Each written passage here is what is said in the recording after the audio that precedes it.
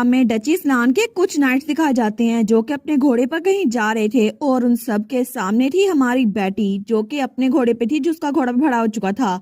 वो सोचती है मुझे अभी जाके डैड को बचाना चाहिए क्योंकि डैड तो हिज मैजेस्टी से मिलने के लिए गए हुए हैं और पहले ही रॉयल फैमिली की वजह से चीजें बड़ी टेंस चल रही हैं।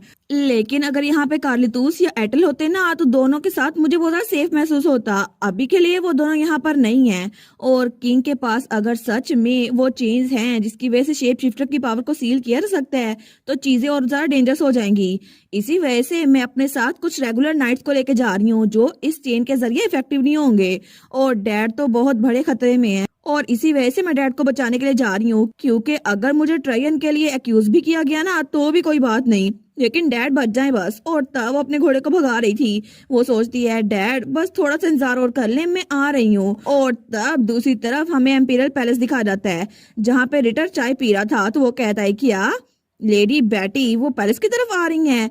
तो तब उसके पास कोई खड़ा हुआ था। वो कहता है जी बिल्कुल, वो पहले ही पैलेस के गेट के पास पहुंच चुकी हैं अपने नाइट्स के साथ, लेकिन अगर ऐसा हुआ तो हमारा प्लान वो नाकाम हो जाएगा। अब हम क्या करें? तो रिटर कहता है फिक्र करने की कोई जरूरत नहीं है क्योंकि हमारे पास जो चीज है ना उससे सारा काम आसान हो जाएगा। और तब वहां पे वो पोशंस थे जो कि उसके अंसेस्टर के थे। तो तब रिटर उस पोशन को उठाते हुए कहता है अगर ये पोशन हमारे पास है ना तो लेडी बेटी उनके पास भी कोई चांस नहीं है वो हमें हरा सके। और ऐसा लगता है कि जितना मैंने सोचा था ना उससे भी ज्यादा जल्दी हाउस अस्लान हमारे काबू में आ जाएगा। और दूसरी तरफ हमारी बेटी वो महल के बिल्कुल बाहर खड़ी थी। वो कहती है सब लोग को मेरी बात समझ आ रही है ना? जैसे ही तुम लोगों में से किसी को भी डैड मिले तो उन्हें चेंज के बारे में बताना और अगर किसी रॉयल नाइट ने इंटरफेयर करने की कोशिश की तो तुम लोग को अलाउ है कि तुम लोग उनका जवाब दे सकते हो। समझ रहे हो ना? अब तुम लोग को नेक्स्ट हेड ऑफ असलान के तौर पर मैं अलाउ करती हूँ और अभी जल्दी जाओ, फैल जाओ और डैड को ढूंढो। लेकिन तभी पीछे कोई आता है। वो कहता है बस रुक जाओ वहीं पर। तो हमारी बेटी वहां पर देखती है तो उसके डैड की आवाज थी। आखिर तुम्हें क्या लगता है तुम यहाँ पर क्या कर रही हो? तो वहां पे उसका डैड आ रहा था लेकिन वो तो बड़ा सीरियस था और जैसा वो अक्सर हमारी बेटी को देखते हैं ना प्यार से, वैसे नहीं देख रहा था। वो कहता है तुम अपने साथ इतने सारे नाइट्स को ले आई हो? तो बेटी तो बड़ी खुश थी। वो कह दिया डैड थैंक गुडनेस आप ठीक तो है ना? वो जल्दी से अपने डैड के पास जाती है और उसे गले लगाती है। वो कहती है जब मुझे पता चला कि आप अकेले पैलेस चले गए हैं तो मैं कितनी परेशान हो गई थी। थैंक गुडनेस आप मुझे मिल गए। तो उसका डैड से पीछे हटाते हुए कहता है बेटी एल असलान आखिर तुम इतनी डिसरिस्पेक्टफुल कैसे हो सकती हो? और उसको बड़ा घूर के देख रहा था। तो बेटी कहती है डैड। तो उसका डैड कहता है तुमने पहले ही मुझसे पूछे बगैर इतना सीन क्रिएट किया है और मैं तुम्हें जरूर फेवर करता हूँ लेकिन आज तो तुमने हद ही पार कर दिया है। तुम ऐसा कैसे कर सकती हो?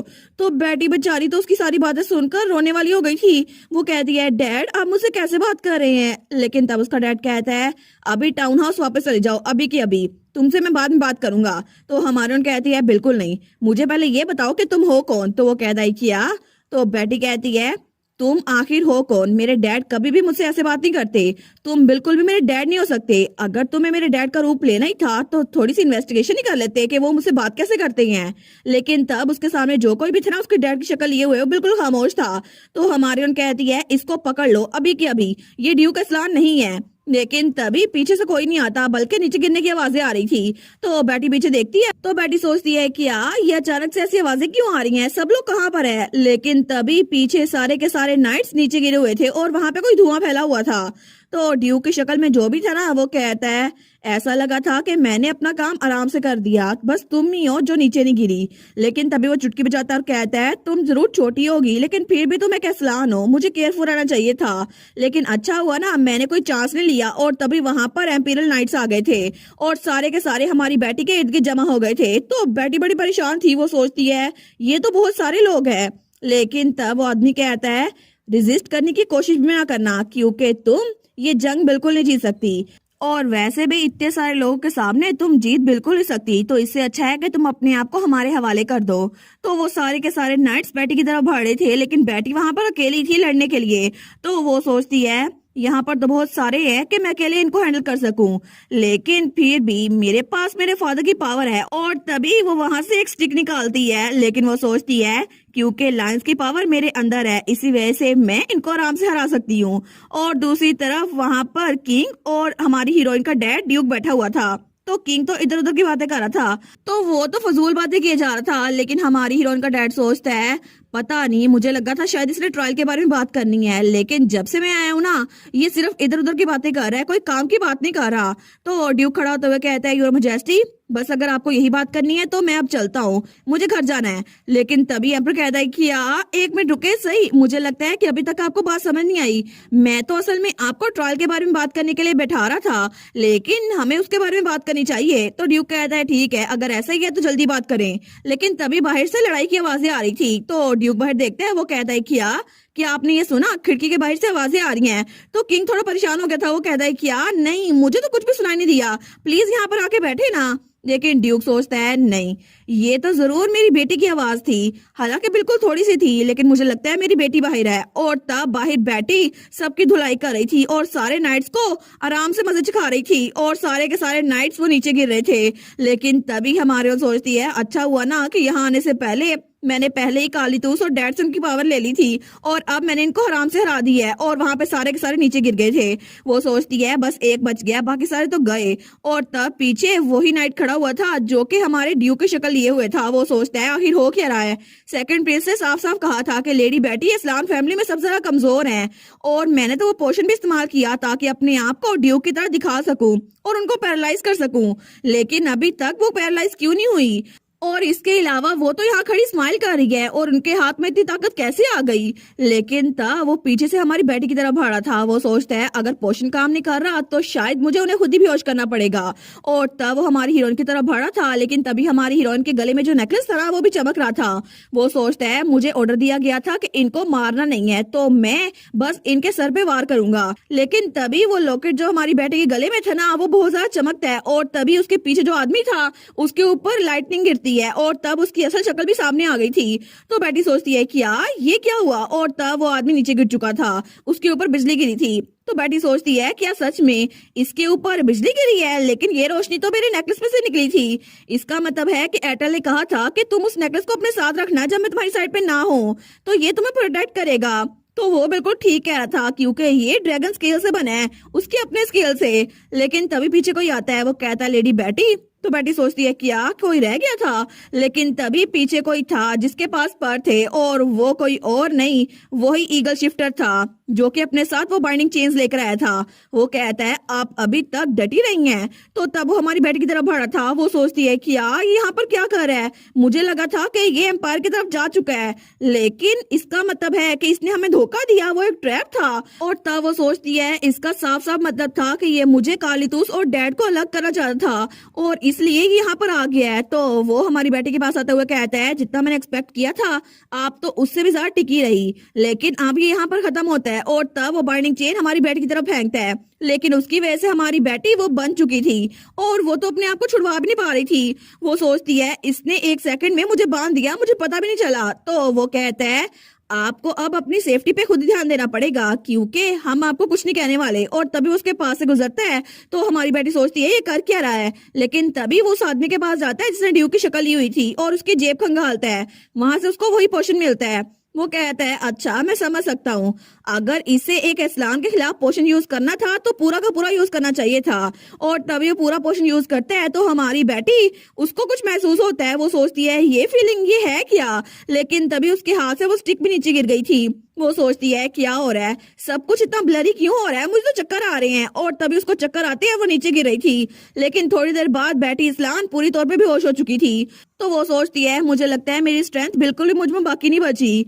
और तब दूसरी तरफ ड्यूक, वो तो महल से निकल रहा था, लेकिन पीछे बहुत सारे लोग थे। वो कहते हैं, योर ग्रेस प्लीज ऐसा मत करें, आप हिज मैजेस्टी के साथ बात कर रहे थे, बात को दरमियान में छोड़ के नहीं जा सकते, आपको भी वापस आना चाहिए। और सारे उसको रोकने की कोशिश कर रहे थे, लेकिन ड्यूक वो तो वहां से निकल रहा था, वो उनकी बातें सुनता। वो सोचता है, मुझे वो हल्की सी आवाज आई थी विंडो से बाहर से, लेकिन पक्का वो मेरी बेटी की आवाज थी। अगर ऐसा ही है तो मुझे जाके देखना होगा, चाहे कुछ भी हो जाए।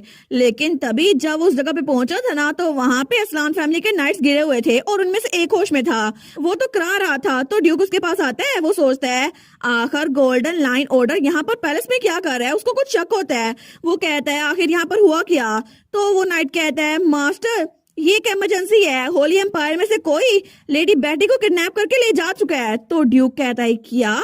मेरी बेटी को? उसको तो बहुत ज्यादा गुस्सा आ रहा था, लेकिन दूसरी तरफ हमारी बेटी, उसकी आंख खुल रही थी और तब उसके सामने वही ईगल शिफ्टर था। तो जैसे उसकी आंख खुलती है ना, तो वो बिल्कुल उसके पास आता है और बेटी उसको किस चीज से बांधा हुआ था, एक चेयर से। तो वो ईगल शिफ्टर कहता है, लेडी बेटी फाइनली आप होश में आ ही गई। तो हमारून कहती है, तुम मुझे यहाँ पर क्यों लेकर आए हो? तो वो ईगल शिफ्टर कहता है, अगर आपको पता चल भी गया फिर भी कोई फायदा नहीं होगा, क्योंकि ये बाइंडिंग जिसके जरिए हमने आपको बांधा हुआ है ना, उससे आप अपनी पावर को कंट्रोल नहीं कर सकती और इसी वजह से लड़ने का कोई फायदा नहीं है। आप यहीं पर रहे और सेफ रहे, मैं आपके साथ कुछ भी नहीं करूंगा, इसलिए अब मैं यहाँ से चलता हूँ। और उसके हाथ में हमारी बेटी का नेकलेस था जो उसको एटल ने दिया था। तो हमारे सोचती है कि यार ये नेकलेस, वो कहती है ये नेकलेस एटल ने मुझे दिया था, मुझे मेरा नेकलेस वापस दो। लेकिन वो उसकी बात ही सुनता और कमरे से बाहर निकल गया था। लेकिन तब पीछे हमारी हीरोइन वहां पर अकेली थी और वो चेयर के साथ बंधी हुई थी। वो सोचती है मुझे सबसे पहले यहाँ से निकलना होगा, और ये तो जितना मैं मर्जी हिला रही हूँ ये हिल भी नहीं रहा। मुझे लगता है कि मैंने जो लाइन की पावर सेव की थी ना, उसके जरिए भी ये बिल्कुल काम नहीं कर रहा। लेकिन ये देखने में तो बिल्कुल आम से शक्ल लगता है, फिर भी शायद इसके ऊपर कुछ मैजिक है। लेकिन तभी उसके अंदर से उसे शेप शिफ्टर की पावर सेंस होती है। वो सोचती है क्या इसके अंदर, मुझे लगता है किसी और शेप शिफ्टर की यूनिक पावर है। लेकिन अगर ऐसा ही है तो मैं इस एनर्जी को ऑब्जर्व कर सकती हूँ, इससे तो सब कुछ बदल जाएगा, है ना? क्योंकि जैसे मैंने अपनी पावर को, स्टोरेज को यूज किया ना, तो किसी भी शेप शिफ्टर की पावर मैं ऑब्जर्व कर सकती हूँ। तो मैं इस शक्ल की पावर को ऑब्जर्व कर लूंगी और लाइन की पावर को एक बार फिर से यूज करने से वो फिर ऐसा ही करती है और वो शक्ल टूट जाता है। तो वो तो वहां पे खड़ी हो गई थी। वो सोचती है, देखा मैंने कुछ भी नहीं किया, बस अपनी पावर का इस्तेमाल किया और ज्यादा मेहनत करनी पड़ी नहीं और मैं आराम से आजाद भी हो गई। शेप शिफ्टर की पावर तो बेस्ट है। लेकिन तभी वो खिड़की के पास आती है और छुप के बाहर देखती है, वहां पर तो बहुत ज्यादा सिक्योरिटी थी। वो सोचती है यहाँ पे तो बड़े नाइट्स खड़े हुए हैं, तो मैं इंसानी शक्ल में तो यहाँ से निकल ही सकती, इसी वजह से मुझे शक्ल बदलनी पड़ेगी। और तब वो स्क्विरल बन गई थी और तब वो सोचती है मेरे स्क्विरल फॉर्म तो बड़ी बेस्ट है, लेकिन अब मैं यहाँ पर आई गई हूँ तो मैं भी मुझे यहाँ पर कुछ ढूंढना चाहिए। तो वहां पे बड़े डॉक्यूमेंट्स पड़े हुए थे। वो सोचती है ये बेवकूफ मुझे इस जगह पे छोड़ गया जहाँ पे इंपॉर्टेंट डॉक्यूमेंट पड़े हैं। तो वो सबको देखने लग जाती है, लेकिन एक एक करके देखने के बावजूद भी उसे कोई काम की चीज नहीं मिली थी। वो सोचती है ये बेवकूफ नहीं थे, ऐसी कोई चीज नहीं छोड़ सकते। लेकिन तभी वहां पे ऊपर मेज पे एक संदूक पड़ा हुआ था। वो सोचती है पता नहीं उस बॉक्स के अंदर क्या है, और वो बॉक्स तो बड़ा ही पुराना लग रहा था। लेकिन तब उस बॉक्स के पास जाती है और कपड़ा हटाने लगती है। वो सोचती है लगता है कि इसके ऊपर कोई ताला नहीं लगा, लेकिन शेप शिफ्टर की पावर की वजह से इसको बंद किया गया है और ये तो बड़ा अजीब लग रहा है। लेकिन जो कुछ मर्जी हो, शेप शिफ्टर की पावर है तो मैं इसको ऑब्जर्व कर सकती हूँ। और तभी उसको ऑब्जर्व करती है और वो बॉक्स खुल भी गया था। वो सोचती है इजी पीजी, देखो तो सही मेरा काम बन गया। और तब उसको खोलती है, लेकिन उस बॉक्स के अंदर जो कुछ भी था ना, वो उसको देखकर तो बिल्कुल हैरान रह गई थी, क्योंकि वहां पे एक डॉक्यूमेंट पड़ा हुआ था जिसके ऊपर होली एम्पायर की सील लगी हुई थी। वो सोचती है क्या लिखा हो सकता है जो कि इतना छुपा के रखा था, लेकिन इसके अलावा शेप शिफ्टर की पावर भी यूज की थी। तो तभी उस डॉक्यूमेंट को खोलती है और जब उसको पढ़ती है ना, वो सोचती है ये पॉसिबल कैसे हो सकता है। लेकिन फिर भी मेरे पास एक बहुत अहम सबूत है किंग के ट्रायल के लिए। लेकिन दूसरी तरफ हमें महल का सीन दिखाया जाता है जहाँ पे किंग, क्वीन और रिटर जमीन पे गिरे पड़े थे और उनके सामने कोई खड़ा था। तो किंग कहता है तुम भूल चुके हो मैं कौन हूँ, मैं यहाँ का किंग हूँ। तो हमारा ड्यूक असलान कहता है तुम चाहे किंग हो या जो कुछ मर्जी हो, मैं तुमसे एक बात पूछ रहा हूँ कि आखिर तुमने अंडरग्राउंड क्या छुपाया हुआ था। वो कहता है असल में वो तो, लेकिन तभी किंग बात बदलते हुए कहता है तुम अचानक से हमारी मीटिंग के दरमियान उठ के चले गए और तुमने पूरे महल को ऊपर नीचे कर दिया है। आखिर तुम इतने पागलपन का मुजाहरा कैसे कर सकते हो, तुम तो बिल्कुल बगावत कर रहे हो। और मुझे पता है लेडी बेटी के साथ जो कुछ भी हुआ बड़ा अनफॉर्चुनेट था, उनको किडनैप कर लिया गया है, लेकिन अगर तुम हम पे इल्जाम लगा रहे हो तो तुम बगावत कर रहे हो, तुम्हें ट्रेटर कहा जाएगा। तो ड्यूक कहता है अच्छा तो फिर क्या करूं। तो किंग कहता है क्या। तो ड्यूक कहता है अगर तुम कोई किंग हो या कोई और मर्जी हो, लेकिन अगर मेरी बेटी को कुछ भी हुआ ना, तो फिर मैं भूल जाऊंगा कि तुम हमारे रूलर हो और मैं इतने वक्त से सिर्फ अपने बच्चों के लिए खामोश था। लेकिन अगर मेरी बेटी को कुछ भी हुआ और फिर देखना कि तुम्हारे साथ मैं क्या करता हूँ, पूरी दुनिया याद रखेगी कि मेरे बच्चों के साथ पंगा लेने वाले के साथ होता क्या है। जब ड्यूक एम्परर की भी बात नहीं सुनता ना, तो एम्परर तो बेचारा डर गया था। वो कहता है लगता है इसका दिमाग खराब हो गया है, ये हमें छोड़ेगा नहीं। वो तो बाकायदा कांपने लग गया था। लेकिन पीछे से रिटर अपने फादर को देखता है, वो खड़ा होते हुए कहता है please calm down Duke Aslan. तो उसकी माँ कहती है रिटर, लेकिन तब वो कहता है क्या आपके पास कोई प्रूफ है कि लेडी बेटी की किडनैपिंग के पीछे रॉयल फैमिली भी इन्वॉल्व थी? और इसके अलावा मोर इम्पोर्टेंटली हम भी आप जैसी पोजीशन में हैं, क्योंकि हमारी फैमिली का एक मेंबर भी किडनैप हो चुका है। तो हमारा ड्यूक कहता है क्या मतलब? वो कहता है मैंने कई दिनों से एटर को नहीं देखा और मैं उसके कमरे में रोजाना जाता हूँ क्योंकि मुझे उसकी फिक्र होती है, लेकिन हर दिन उसका कमरा बिल्कुल खाली होता है और मुझे लगता है कि इस सब के पीछे भी होली एम्पायर ही शामिल है। और इसके अलावा ये सारी की सारी स्कीम ये एस्टम किंगडम के खिलाफ लड़ी जा रही है ताकि वो स्नेक और लायंस को अलग अलग कर दे, क्योंकि हम लोग ही इस किंगडम के मेन फाउंडर्स हैं। लेकिन अगर रॉयल पैलेस के अंदर वो ये सब कुछ करेंगे तो हाउस असलान हमारे खिलाफ शक करेगा। इसी वजह से मुझे लगता है कि उन्होंने ये सब कुछ किया होगा। तो ड्यूक कहता है क्या प्रिंस एटर भी किडनैप हो चुका है? वो कहता है जी बिल्कुल, मुझे ऐसा ही लगता है। लेकिन वो दिल में सोचता है अभी तक मुझे एटर के बारे में कोई भी खबर नहीं मिली, लेकिन चलो लेडी बेटी को तो हमने सिक्योर कर लिया है तो ये ठीक रहेगा। और ड्यूक अब हमें कुछ नहीं कह पाएगा। लेकिन तभी ड्यूक कहता है नाइट्स, तो नाइट्स वहां पर आकर कहते हैं जी मास्टर। लेकिन तभी रिटर अपनी मोम से कहता है मोम देखें ड्यूक असलान को गलतफहमी दूर हो गई है, अब वो हमें जाने देंगे। तो उसकी माँ कहती है मेरा बेटा, मुझे तुम पे बड़ा फख्र है। लेकिन तभी ड्यूक कहता है इन पे नजर रखो ताकि ये लोग यहाँ से निकल ना पाए। तो रिटर कहता है कि यार ड्यूक असलान आखिर आप क्या बात कर रहे हैं कि आपकी गलतफहमी अभी तक दूर नहीं हुई? तो ड्यूक जाते हुए कहता है तुम लोगों ने मुझे बेवकूफ समझ रखा है। तुम स्नेक्स, तुम लोगों ने पहले ही होली एम्पायर के साथ हाथ मिला लिया है और इतने सारे लोगों की तुम लोगों ने जान ली है। और अगर बेटी की किडनैपिंग के पीछे तुम लोग ना भी हुए, फिर भी तुम लोगों ने जो किया है ना उसकी वजह से मैं तुम लोगों को यहाँ से बाहर नहीं निकलने दूंगा। लेकिन शुक्र मनाओ कि मेरी बेटी खुद तुम लोगों से बदला लेना चाहती है, इसी वजह से मैं तुम लोग को खुद से कुछ नहीं कह रहा। लेकिन जैसे ही मुझे मेरी बेटी मिल गई ना तो उसके बाद मैं तुम लोगों से हिसाब लूंगा। और उसके बाद वहां से निकल गया था। लेकिन रिटर पीछे वो तो अभी बड़े गुस्से में था। वो सोचता है डैम इट, मेरा कोई तरीका काम नहीं आया। और तब दूसरी तरफ हमें हमारा प्रिंस एडर दिखाया जाता है जो कि जंगल के किसी हिस्से में आया था। वो इधर उधर देखता है। वो सोचता है मैं तो तब से किंग के भेजे हुए कुछ प्रूफ ढूंढने की कोशिश कर रहा हूँ ताकि स्टार को सपोर्ट कर सकूं, लेकिन इतनी दूर आने के बावजूद भी मुझे लगता है ये बिल्कुल भी इजी नहीं है, मुझे कुछ नहीं मिला। लेकिन तभी उसके पास कुछ पंख गिरते हैं। वो कहता है कि यार ये पंख ये किसके हैं? तो तभी कोई उड़ के उसके पास आ रहा था। वो वही ईगल शिफ्टर था। तो वो उसके पास आकर कहता है फाइनली मैंने आपको ढूंढ लिया प्रिंस एटर। तो वो सोचता है कि यार ये तो वही ईगल शिफ्टर है जिसके बारे में स्टार बता रही थी, है ना? लेकिन तब वो ईगल शिफ्टर कहता है ये रास्ता जहाँ पे आप खड़े हैं ना, अगर आप आगे जाएं तो ये होली एम्पायर की तरफ जाता है। और वैसे भी मुझे लगता है कि आप ये सब कुछ किंग के लिए नहीं कर रहे, तो क्या ये सब कुछ आप लेडी बेटी के लिए कर रहे हैं? तो हमारा आइटल कहता है क्या? वो कहता है वो जरूर आपके लिए बहुत ज्यादा इम्पोर्टेंट होंगी, है ना? तो हमारा आइटल कहता है अपनी जुबान संभाल के बात करो। अगर तुम मरना नहीं चाहते ना तो जब भी उनके बारे में बात करो तो तमीज से करना। वो कहता है वेल मुझे नहीं पता कि आपको इस बारे में क्यों फिक्र हो रही है, लेकिन मुझे लगता है कि मुझे मारने से बेहतर कि आप उनकी सेफ्टी के बारे में फिक्र करें। और तभी वो हमारी हीरोइन का लॉकेट उसके सामने करता है जो कि एटल ने उसको दिया था। लेकिन एटल उस लॉकेट को देखता है। वो कहता है क्या ये लॉकेट आखिर तुम्हारे पास क्या कर रहा है? स्टार कहाँ पर है? तुमने उसके साथ क्या किया? वो तो चिल्ला रहा था। वो कहता है मुझे बताओ आखिर स्टार कहाँ पर है? तो वो ईगल शिफ्टर कहता है आप तो जितना मैंने सोचा था ना उससे भी ज्यादा घबरा गए हैं। लेकिन हमारा हीरो, उसको तो बहुत ज्यादा गुस्सा आ रहा था। वो कहता है मुझे जवाब दो, आखिर तुमने उसके साथ क्या किया है? तो वो ईगल शिफ्टर कहता है हमने उनको कैद करके रखा है क्योंकि वो भागने की कोशिश कर रही थी, इसी वजह से हमने पोशन का इस्तेमाल किया और अब हमने उनको बांध के रखा हुआ है, वो बिल्कुल सेफ है। लेकिन तब हमारा एटल, उसको तो बहुत ज्यादा गुस्सा आ रहा था। वो कहता है तुमने स्टार को बांध के रखा है? तो ईगल शिफ्टर कहता है बहुत सारे लोग हैं जो आपकी तरह अपना कंप्यूटर लॉस कर देंगे, इसी वजह से हमने लेडी बेटी को होस्टेज रखा हुआ है। लेकिन हमारे हीरो को तो इतना गुस्सा आ रहा था उसके हाथ भी कांप रहे थे। तो वो ईगल शिफ्टर कहता है अगर हमें आपकी साइड पे निगोशिएट करना है ना तो हमारे पास भी सेफ्टी नेट होना चाहिए और फिक्र ना करें, वो बिल्कुल ठीक है। लेकिन तभी वहां पे बादल गरजने की आवाज आती है और बिजली गिरने की। तो जैसे वो सामने देखते हैं ना तो एटल अपनी पावर यूज कर रहा था, उसको तो बहुत ही ज्यादा गुस्सा आ रहा था। लेकिन तब वो तो बहुत ही ज्यादा गुस्से में आकर कहता है तुम्हारी हिम्मत कैसे हुई कि तुमने स्टार को बांध के रखा? लेकिन वो सोचता है इससे तो मुझे भी डर लग रहा है, असल में यही है ड्रैगन शिफ्टर की पावर जिससे किंग भी डरता है। तो असल में इसकी गोल्डन आईज ये तो और भी ज्यादा गोल्डन हो गई हैं, ऐसा लगता है कि सारी हुकूमत इसी की है।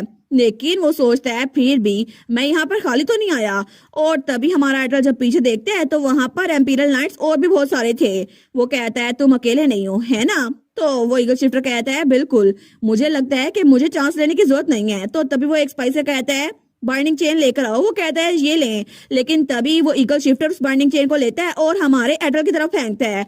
लेकिन थोड़ी देर बाद ही हमारे एटल के इर्द गिर्द वो बाइंडिंग चेन लिपट चुकी थी और वो भी कैद हो चुका था। वो कहता है क्या ये क्या है, लेकिन तब वो ईगल शिफ्टर कहता है जितना ज्यादा स्ट्रोंगर शेप शिफ्टर होगा ना, ये चेन उतनी ज्यादा टाइट हो जाएगी और ऐसा लगता है कि आप भी अपनी स्ट्रेंथ के जरिए इसको हरा नहीं सकते। इसी वजह से अब आप बन चुके हैं तो अब मेहनत करने का कोई फायदा नहीं है। तो हमारे एटर को तो बहुत ज्यादा गुस्सा आ रहा था उस पे, लेकिन वो बेचारा वो उस वक्त कुछ कर नहीं सकता था। और तब दूसरी तरफ हमें हमारी बेटी दिखा जाती है जो कि वहां से भाग निकली थी और उसके पास वो डॉक्यूमेंट भी था। वो सोचती है अच्छा हुआ ना मैंने वो हिडन डॉक्यूमेंट चुरा लिया, लेकिन अब उन नाइट्स ने मुझे देखा भी नहीं और मैं भाग गई हूँ। लेकिन तब तो वो दूसरे रास्ते से जा रही थी। वो सोचती है मुझे तो पता भी नहीं है कैपिटल तक कैसे पहुंचूं और मुझे कोई आइडिया भी नहीं है मैं कहाँ पर हूँ। और तब वो पेड़ों से फुदक फुदक के जा रही थी, लेकिन वो सोचती है मुझे यहाँ पर ये लोग इस वक्त लेकर आए जब मैं अनकॉन्शियस थी, तो इसलिए मुझे कोई अंदाजा नहीं है मैं कहाँ पर हूँ। और तब वो एक पेड़ पे चढ़ती है और इधर उधर देखती है, लेकिन तभी उसे वहां पर एक गांव नजर आता है। वो सोचती है किसे पता था कि यहाँ पर एक विलेज भी हो सकता है। लेकिन थोड़ी देर बाद ही वो विलेज में चली गई थी अपने स्क्विरल वाली फॉर्म में।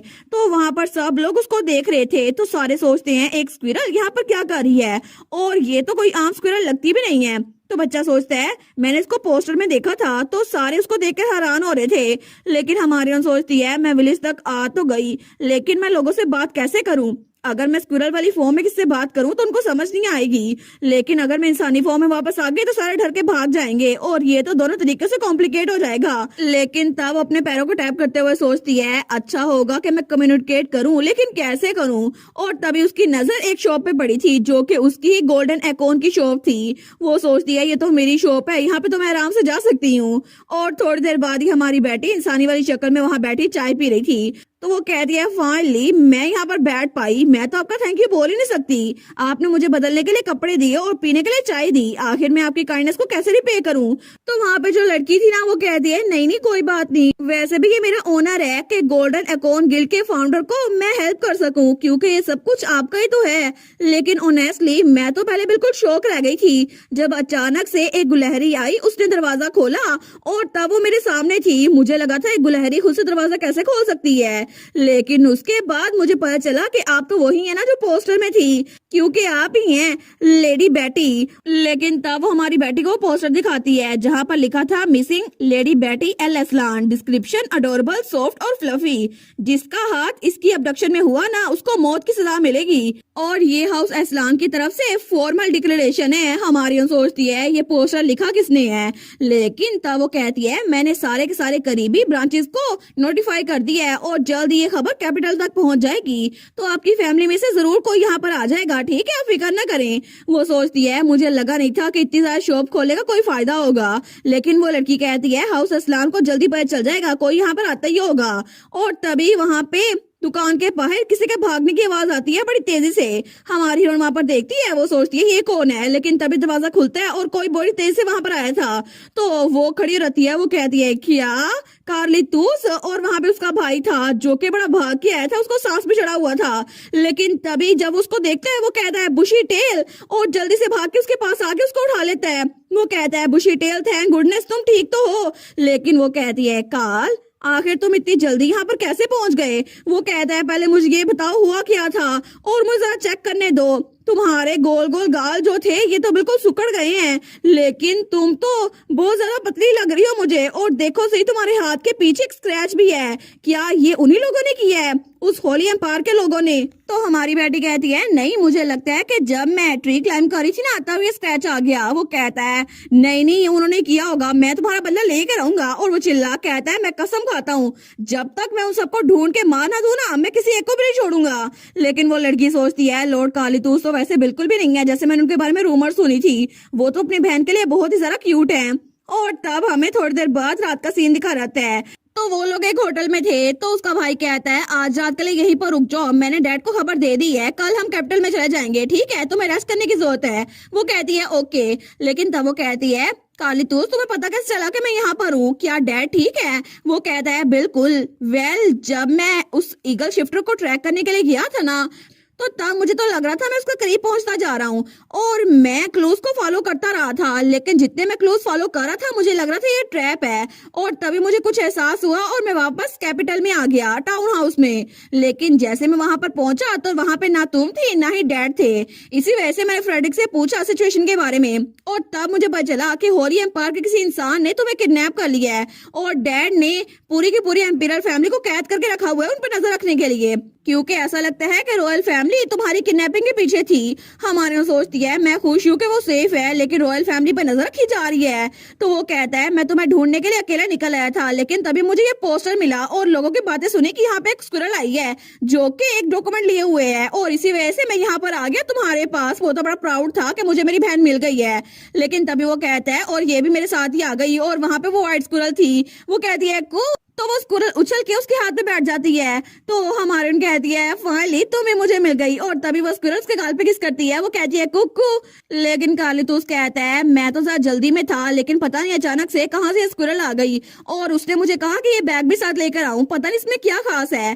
तो हमारे कहती है तुम ये बैग मेरे लिए लेकर आए, थैंक यू सो मच, जब मैं वापस जाऊंगी ना तुम्हें बड़ी ट्रीट दूंगी। तो वो स्क्विरल तो बड़ी खुश थी, लेकिन कार्लितोस कहता है इसको सारा दूर मैं लेकर आया हूँ और तुम सारा क्रेडिट उस स्क्विरल को दे रही हो। तो कार्लितोस तो मुंह बना रहा था, लेकिन तभी वो कहता है ठीक है अब रात हो गई है, तुम्हें जाके सोचना चाहिए बुशी टेल, और मैं साथ वाले कमरे में हूँ, अगर कोई भी मसला हो ना मुझे बता देना। वो कहती है ठीक है तुम भी आराम से सोना, ओके।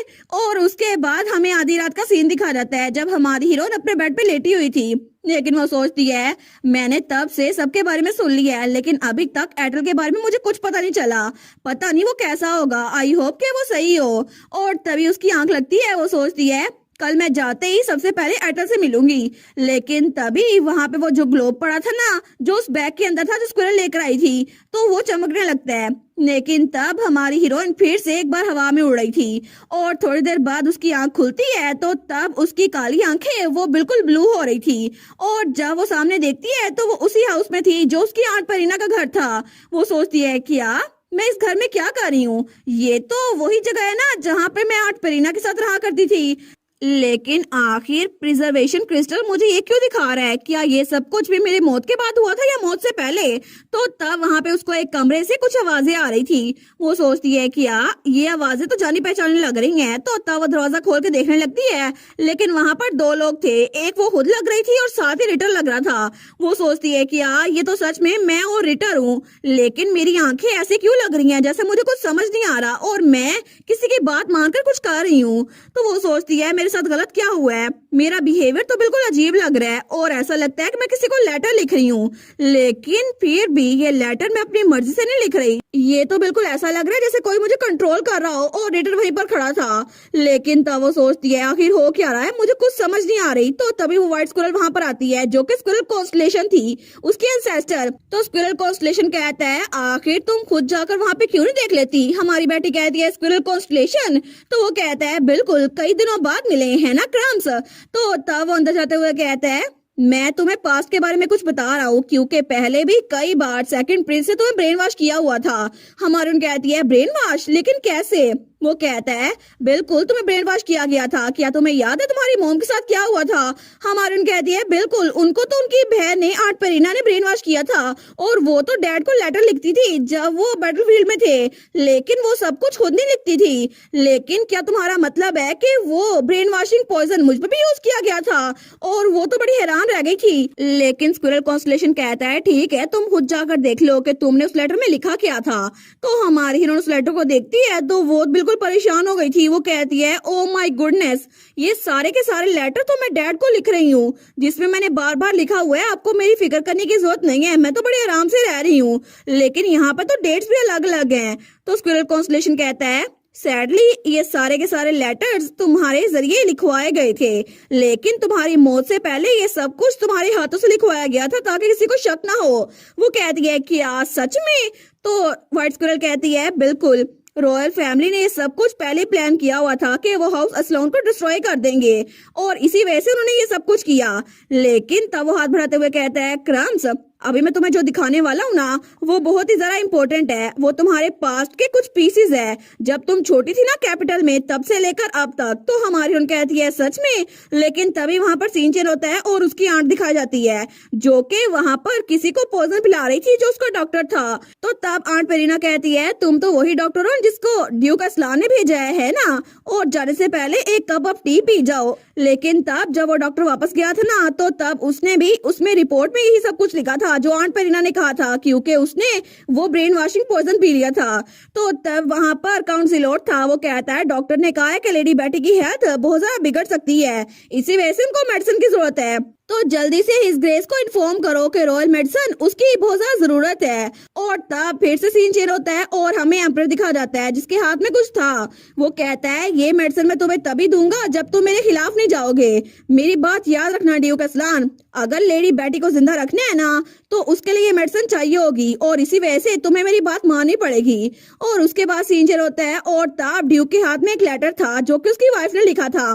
मुझे माफ कर देना कि मैं जंग खत्म होने तक इंतजार नहीं कर पाई, लेकिन अब मेरा आखिरी वक्त आ चुका है, तो प्लीज हमारे बच्चों को सेफ रखना। और तब ड्यूक वो जंग में था और उसके सारे नाइट्स वो जख्मी हो चुके थे, लेकिन अपनी वाइफ की मौत का सुनकर वो बहुत ज्यादा रोया था, फिर भी जंग छोड़ के जा नहीं पाया था। वो सोचता है ताशा, लेकिन हमारा सोचती है डैड इतनी देर तक बैटलफील्ड में इसलिए रहे क्योंकि उनको मेरी मेडिसिन चाहिए थी, लेकिन जब मॉम गुजरी तब भी वो वापस नहीं आ पाए सिर्फ मेरे लिए, क्योंकि मुझे मेडिसिन की जरूरत थी। तो तब फिर से सीन चेंज होता है और तब उसके डैड की आवाज थी मेरी बेबी मुझे माफ कर देना कि तुम्हें मेरी वजह से इतना अपसेट होना पड़ रहा है। मैं इस जंग को छोड़ के तुम्हारे पास नहीं आ सकता, मैं तो तुम्हें उठा भी नहीं सकता, ना ही तुम्हारा नाम ले सकता हूँ, लेकिन मुझे माफ कर दो मेरी प्यारी बच्ची। और वो लेटर हमारी बेटी के हाथ का लिखा हुआ था। मैं यहाँ पर रहकर आपका इंतजार कर सकती हूँ और स्ट्रॉन्ग रह सकती हूँ। I love you dad. लेकिन उसका डैड कहता है मुझे माफ कर दो मेरी बच्ची कि मैं यहाँ पर हूँ और तुम्हारे पास नहीं आ पाया, प्लीज हेल्दी रहना मेरी बच्ची। और मैं कभी भी इस जंग को कैपिटल नहीं पहुंचने दूंगा तुम्हारे तक, क्योंकि अगर कुछ भी करना पड़े ना तो मैं अपने बच्चों के लिए कुछ भी करूंगा। कालीतूस तो यहाँ पर है मेरी आंखों के सामने, लेकिन तुम्हारी सेहत के लिए मैं कुछ भी करना चाहूंगा। मैं तुमसे बड़ा प्यार करता हूँ मेरी प्यारी बच्ची। लेकिन हमारी हीरोइन वो सब कुछ देखकर रोने लग गई थी। वो सोचती है डैड भी इतने ज्यादा नाउम्मीद थे, ये सब कुछ मेरी वजह से हुआ है, मेरी पुरानी लाइफ में मुझे कुछ भी पता नहीं था, ये सारी मेरी गलती है। तो तब वो व्हाइट स्क्वायर उसके पास आती है, वो कहती है अपने आप को ब्लेम मत करो, ड्यूक असलान तुमसे बड़ा प्यार करते थे, बस यही बात है। लेकिन सच ये है कि ये सारा झूठ उन स्नेक्स ने बोला था ताकि वो हाउस असलान को कंट्रोल कर सके, और इसी वजह से मैंने तुम्हें ये सब कुछ अभी बताया है क्योंकि तुम्हारे लिए बहुत ज्यादा ओवरवेलमिंग होगा। और अब जो मैं तुम्हें दिखाने जा रहा हूँ ना वो एक और पास्ट है जो कि तुम्हारी मौत के बाद हुआ था।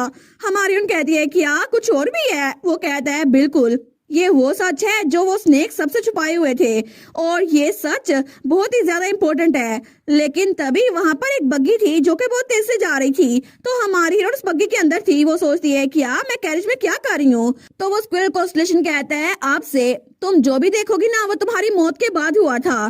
तो तभी वहां पर कोई बैठा हुआ था। वो कहता है कितना बड़ा मसला है ना, हर बार मुझे जाना पड़ता है। तो हमारी वहां पर देखती है, वहां पर रिटर था, उसके हाथ में एक डिबिया थी। वो कहता है कब तक मैं अपने फादर की वजह से ऐसे भटकता रहूंगा, आखिर ये सब कुछ मुझे क्यों करना पड़ता है? और तब उस डिब्बी को खोलता है, उसके अंदर कोई चीज थी ब्लैक कलर की। वो कहता है जैसे ही बेटी की मौत के बाद ड्यूक असलान ने जंग शुरू करने का ऐलान किया ना, तो मेरे डैड ने पैनिक होकर मुझे यहाँ पर भेज दिया ताकि मैं दूसरी कंट्री से हेल्प ले सकूं। लेकिन हमारी हीरोइन उस चीज को देखकर सोचती है एक मिनट, ये तो मेरा सिग्नम है ना जो मेरी मौत से पहले उसने मेरे हाथ से चुरा लिया था। लेकिन ये सिग्नम तो वही लग रहा है जो रिटर्न ने मुझसे चुराया था।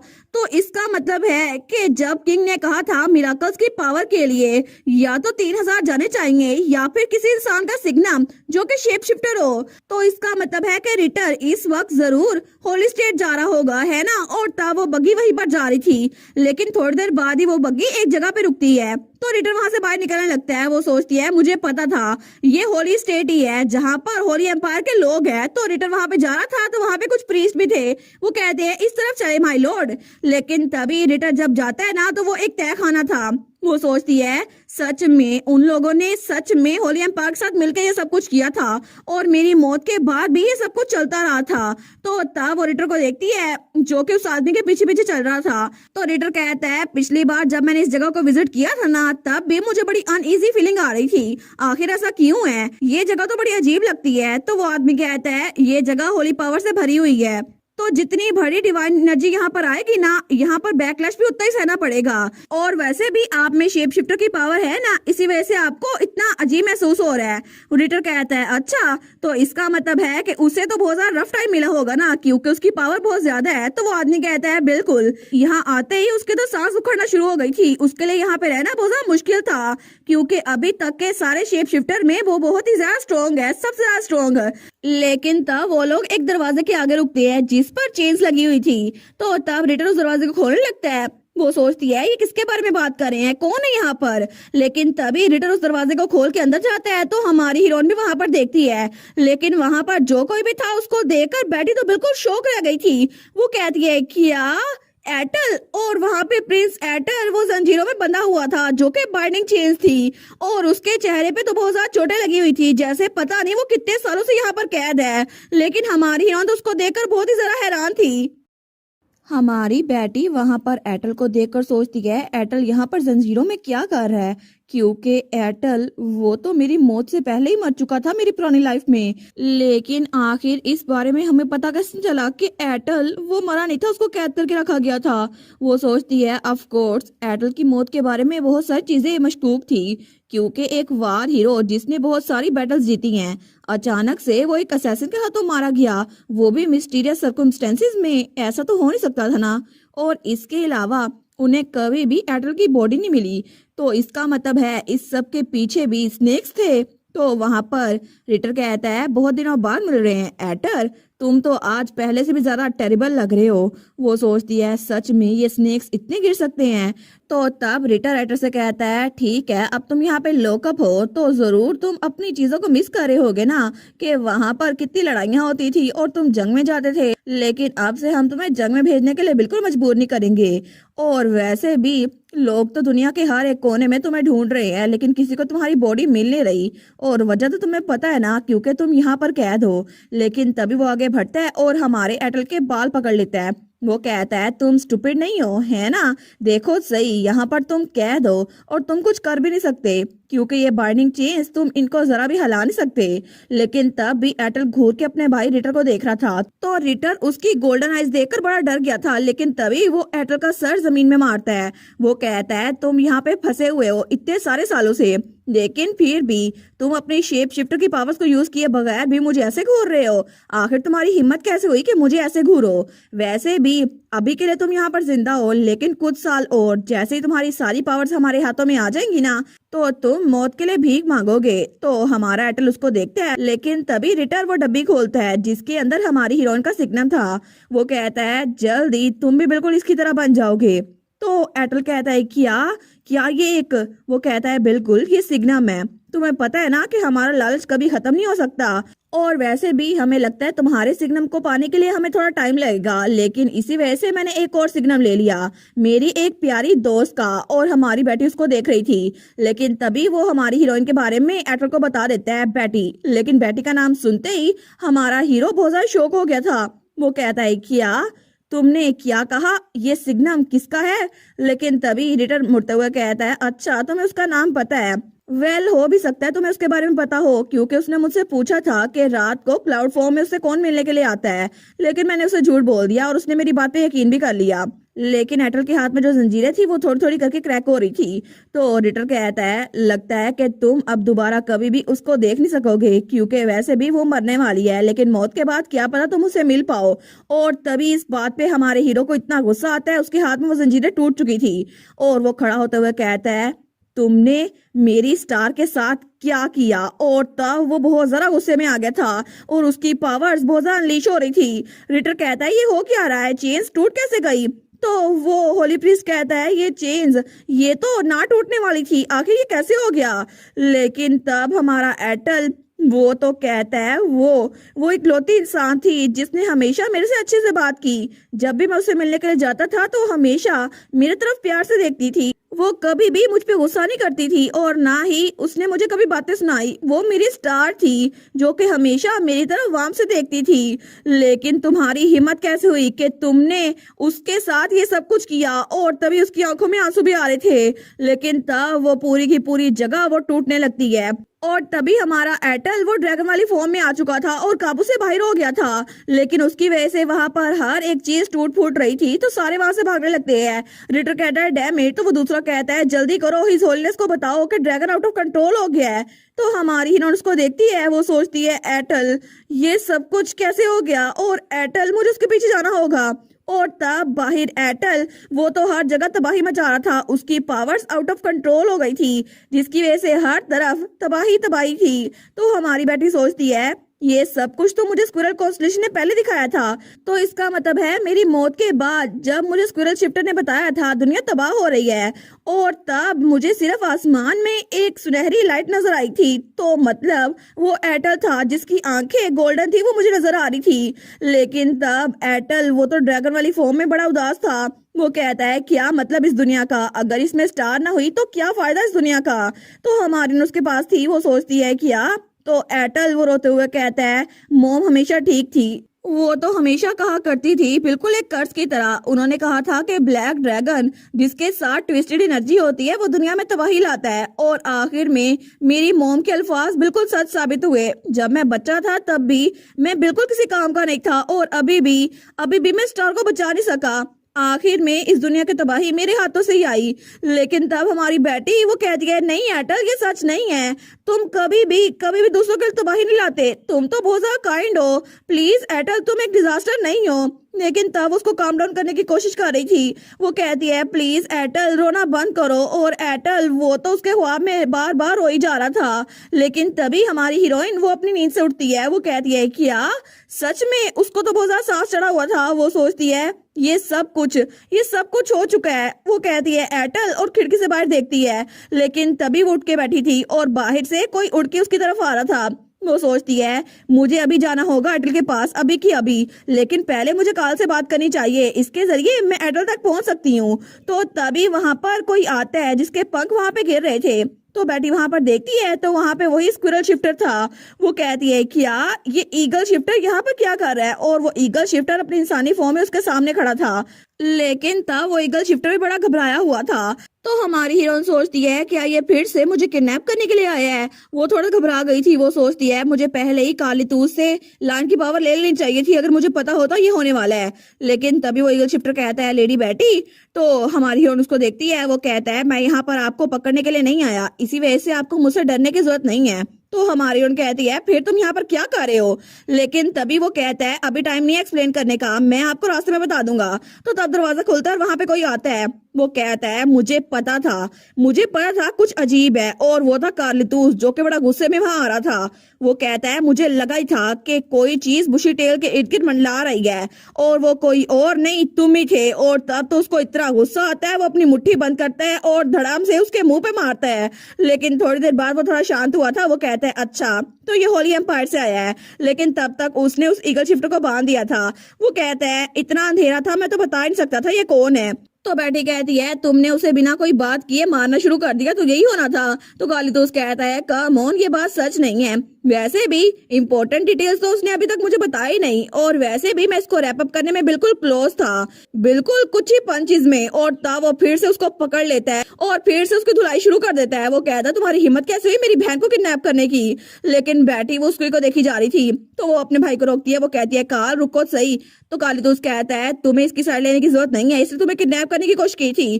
तो हमारे कहती है फिक्र ना करो, मैं वैसे भी इसकी साइड नहीं ले रही, लेकिन अभी ये मुझसे कुछ कहने के लिए आया था, मुझे इसकी बात सुनने दो। तो वो ईगल शिफ्टर उसकी तरफ देखते हैं। वो कहता है वो ड्रैगन असल में वो आउट ऑफ कंट्रोल हो चुका है, और इसीलिए अभी के लिए हमें उसको रोकने की जरूरत है, वरना पूरा का पूरा एम्पायर डिस्ट्रॉय हो जाएगा, हर एक चीज डिस्ट्रॉय हो जाएगी। और तब वो बताता है कि हुआ क्या था। तो तब जब वो पहले हमारे एयरटेल को बाइंडिंग चेन में बांध चुका था ना, तो वो कहता है ऑल राइट प्रिंस एयरटेल को हमारे साथ ले चलो टेम्पल में। तो बाकी कहते हैं जी सर। लेकिन वो कहता है ओहो क्या फायदा इतनी मेहनत का, आप तो इससे आजाद हो ही नहीं सकते। वैसे भी असलान ब्लड हो या कोई और हो, यहाँ पर कोई भी इस बाइंडिंग चेन से अलग नहीं हो सकता। तो एटल कहता है क्या इससे? लेकिन वो कहता है इसका मतलब क्या हुआ, क्या तुमने स्टार को भी इस चेन से बांधा था? तो वो ईगल शिफ्टर कहता है अच्छा, तो इसका मतलब है कि प्रिंस एटर को सच में लेडी के बारे में फिक्र है, लेकिन क्या सच में आपको जानना है? तो हमारा एटर चिल्ला कहता है बकवास बंद करो और मुझे जवाब दो, तुमने बेटी के साथ किया है, मुझे तफसील से बताओ। वो कहता है अच्छा, तो आपको ये सब कुछ पता करने की इतनी जल्दी है, तो मैं आपको बता ही देता हूँ। पहले हमने उनको बेहोश किया था, लेकिन उनको बेहोश करना भी इतना आसान नहीं था। उसके बाद हमने उनको बाइंडिंग चेन के जरिए बांध के रखा था, लेकिन उन्होंने बड़ी मेहनत की थी अपने आप को छुड़वाने की, फिर भी कोई फायदा नहीं हुआ। और अब इस वक्त वो हमारे कब्जे में है, लेकिन बिल्कुल सेफ है, तो आप फिक्र ना करें। तो वो वहां से जाने लगता है और कहता है वैसे भी होली पॉप उनके साथ डील करेंगे और उनके लिए मरना आपके लिए भी अच्छा होगा। लेकिन तभी जब वो आगे जा रहा था तो पीछे से कोई कहता है सर अल्टर, जरा देखे सही, कुछ गलत है, वहां देखे। तो जब वो पीछे देखते हैं तो हमारे एटर ने वो चीज आजाद कर ली थी, और तब उसको इतना सारा गुस्सा आ रहा था, और तभी वहां पे उसकी पावर वो भी अनलीश हो रही थी। लेकिन तब वो तो घबरा गया था। वो ईगल शिफ्टर कहता है कैसे, कोई भी शेप शिफ्टर इसको आजाद नहीं कर सकता, लेकिन तुमने ये कैसे किया? तो हमारा एटल कहता है मुझे वापस करो। वो कहता है क्या? तो एटल बड़ा गुस्से में आते हुए कहता है मेरी स्टार, मैंने बोला मुझे मेरी स्टार अभी वापस दो। और तब उसकी आंखें बिल्कुल ब्लैक हो गई थी और उनमें गोल्डन लाइट थी, लेकिन तब वो फिर से अचानक से अपनी ड्रैगन वाली फॉर्म में आ गया था, और वहां पर हर कोई उसको देखकर डर चुका था। सारे भागने लगते हैं। वो कहते हैं भागो, ड्रैगन उसकी पावर्स बहुत ज्यादा आउट ऑफ कंट्रोल है। तो सारे भागते हुए कहते हैं जल्दी भागो अगर अपनी जान बचानी है तो। लेकिन वो ईगल शिफ्टर तो वहां से हिल ही नहीं पाता। वो सोचता है मैं फील कर सकता हूँ, इसकी पूरी की पूरी बॉडी वो गुस्से की वजह से कंज्यूम हो गई है, और पीछे सिर्फ डिस्ट्रक्टिव डार्कनेस बची हुई है। और तब एटल वहां से उड़कर एम्पायर की तरफ जा रहा था, और वहां पे उसने तबाही मचा दी थी, लेकिन वहां पर हर जगह सिर्फ डिजास्टर ही था। तो ये सारा कुछ वो हमारी बेटी और कालीतूस को बता रहा था। वो कहता है ड्रैगन अगर ऐसे ही हर जगह आग लगाता रहा तो हमारा एम्पायर खत्म हो जाएगा। तो कालीतूस कहता है फिर हम क्या करें? तुम्हारा एम्पायर ही तबाह होगा, उसमें हमारा क्या काम? और वैसे भी तुमने मेरी बहन को किडनैप करने की कोशिश की थी, हम तुम्हारी हेल्प क्यों करें? वो कहता है अभी ये इसका टाइम नहीं है, अगर ऐसा चलता रहा तो होली एम्पायर दुनिया से मिट जाएगा। लेकिन हमारी बेटी सोचती है ये तो बिल्कुल वैसा ही है जैसा मेरी मौत के बाद स्क्विरल कॉन्स्टलेशन ने मुझे दिखाया था। तो इसका मतलब है वो वहां से भागने लगती है दरवाजे की तरफ। तो उसका भाई कहता है बुशी टेल, उसको रोकते हुए कहता है तुम कहाँ जा रही हो रात के इस वक्त? और वैसे भी तुम सच में उसके पास तो नहीं जा रही, तुम्हें पता है कि वो आउट ऑफ कंट्रोल हो गया है। और कालीतूस कहता है मैं ऑर्डर कर ले जाता हूँ और वहां उसको जाके चेक करता हूँ, तुम्हें वहां नहीं जाना चाहिए। लेकिन हमारी हीरोइन अपना हाथ छुड़ाते हुए कहती है काल, एटल मुश्किल में है, इस वक्त वो जरूर रो रहा होगा, तो प्लीज मुझे उसके पास जाने दो, मुझे उसकी हेल्प करनी है। और वो तो बड़ी उदास हो गई थी। वो कहती है प्लीज मुझे वहां पर जाने दो, तो चाहे तुम मुझे जितना मर्जी रोकने की कोशिश करो, मैं कभी भी तुम्हारी बात नहीं सुनूंगी, मुझे उसके पास जाना है। तब कालीतूस कहता है बुशी टेल। तो हमारी हीरोइन अपने भाई की तरफ देखती है। वो कहता है तुम्हें क्यों जाना है, पहले मुझे ये बताओ। वो कहती है क्या? तो हमारा कालीतूस कहता है वो एक रेप्टाइल है जो कि पूरे एम्पायर को ऊपर नीचे कर रहा है, वो तो सबको मार रहा है, तो आखिर तुम वहां जाके उससे बात कैसे करोगी? तुम्हें पता है ना खतरा है, लेकिन तुम फिर भी जिद पे क्यों अड़ी हुई हो? वो जगह बड़ी डेंजरस है। तो हमारी बेटी कहती है चाहे कुछ भी हो जाए मैं वहां पे जाके रहूंगी। तो उसका भाई कहता है फिर मुझे भी साथ ले जाओ। तो बेटी कहती है अगर तुम साथ चले गए तो इस प्रिजनर पे नजर कौन रखेगा? तो वो ईगल शिफ्टर सोचता है ये लोग तो मुझे बिल्कुल किसी डेड वेट की तरह ट्रीट कर रहे हैं। तो कालीतूस कहता है लेकिन तुम्हें तो ये भी नहीं पता वो रेप्टाइल अभी है कहाँ पर? तो बेटी कहती है क्या? वो कहता है अगर तुम घोड़े पे भी गई तो फिर भी तुम उस तक कैसे पहुंच पाओगी? वहां पे जाने में तो बहुत दिन लगते हैं। वो कहती है वेल, वो सोचती है मैंने इस बारे में सोचा ही नहीं, मुझे तो जाके एडल से बात करनी थी, लेकिन मैं क्या करूं? और तभी उसके दिमाग में एक आइडिया आता है। वो कहती है अरे हाँ कालीतूस। तो कार कहता है हाँ क्या हुआ? वो कहती है मैं ईगल शिफ्टर की एबिलिटी की वजह से उड़ सकती हूँ, तुम्हें पता है ना, मैं एक स्क्विरल बन के उड़ सकती हूँ। वो कहता है फ्लाइंग स्क्विरल की तरह? वो कहती है बिल्कुल बिल्कुल, और इसके अलावा ईगल्स तो बहुत दूर दूर तक देख सकते हैं, तो मुझे ज्यादा टाइम नहीं लगेगा उसको ढूंढने में। तो उसका भाई कहता है अच्छा मुझे ये बताओ ईगल शिफ्टर, क्या तुमने अपनी पावर्स मेरी बहन को दी हैं? वो कहता है क्या एबिलिटी? लेकिन तब वो कहता है नहीं मुझे कोई आइडिया नहीं, तुम क्या बात कर रहे हो, मुझे तो ये भी नहीं पता उसके पास ये एबिलिटी है। लेकिन तभी हमारी बेटी उसको बड़ी घूर के देखती है जैसे मेरी हाँ में हाँ मिलाओ। तो तब वो ईगल शिफ्टर कहता है बिल्कुल बिल्कुल, मैंने अपनी एबिलिटी उसके साथ शेयर की थी। तो बेटी कहती है देखा, मैं तुम्हें बताया था। तो कालीतूस कहता है ये सब कुछ तो बड़ा स्केची लग रहा है, लेकिन हमारी बेटी सोचती है मुझे अभी के लिए ये झूठ बोलना ही पड़ेगा, और जल्दी से अपने भाई के पास आती है और उसको गले लगा लेती है उसकी शेप शिफ्टर की पावर्स लेने के लिए। तो तब वो पीछे होते हुए कहती है अगर मैं तुम्हारी लाइफ की पावर यूज करूँ ना तो कोई मसला नहीं होगा, है ना। वैसे भी तुम पूरे के पूरे असलान फैमिली में सबसे ज्यादा स्ट्रॉन्गेस्ट लाइन हो, है ना कालीतूस। और वो सोचती है मेरी फेवरेट बुक, उसमें लिखा हुआ था अगर आपको कुछ चाहिए ना तो किसी को वो चीज दो जिसको वो डिजायर करता है। तो तब अपने भाई से कहती है ना कालीतूस तुम सबसे ज्यादा स्ट्रॉन्ग हो। तो उसका भाई तो बड़ा खुश हो गया था।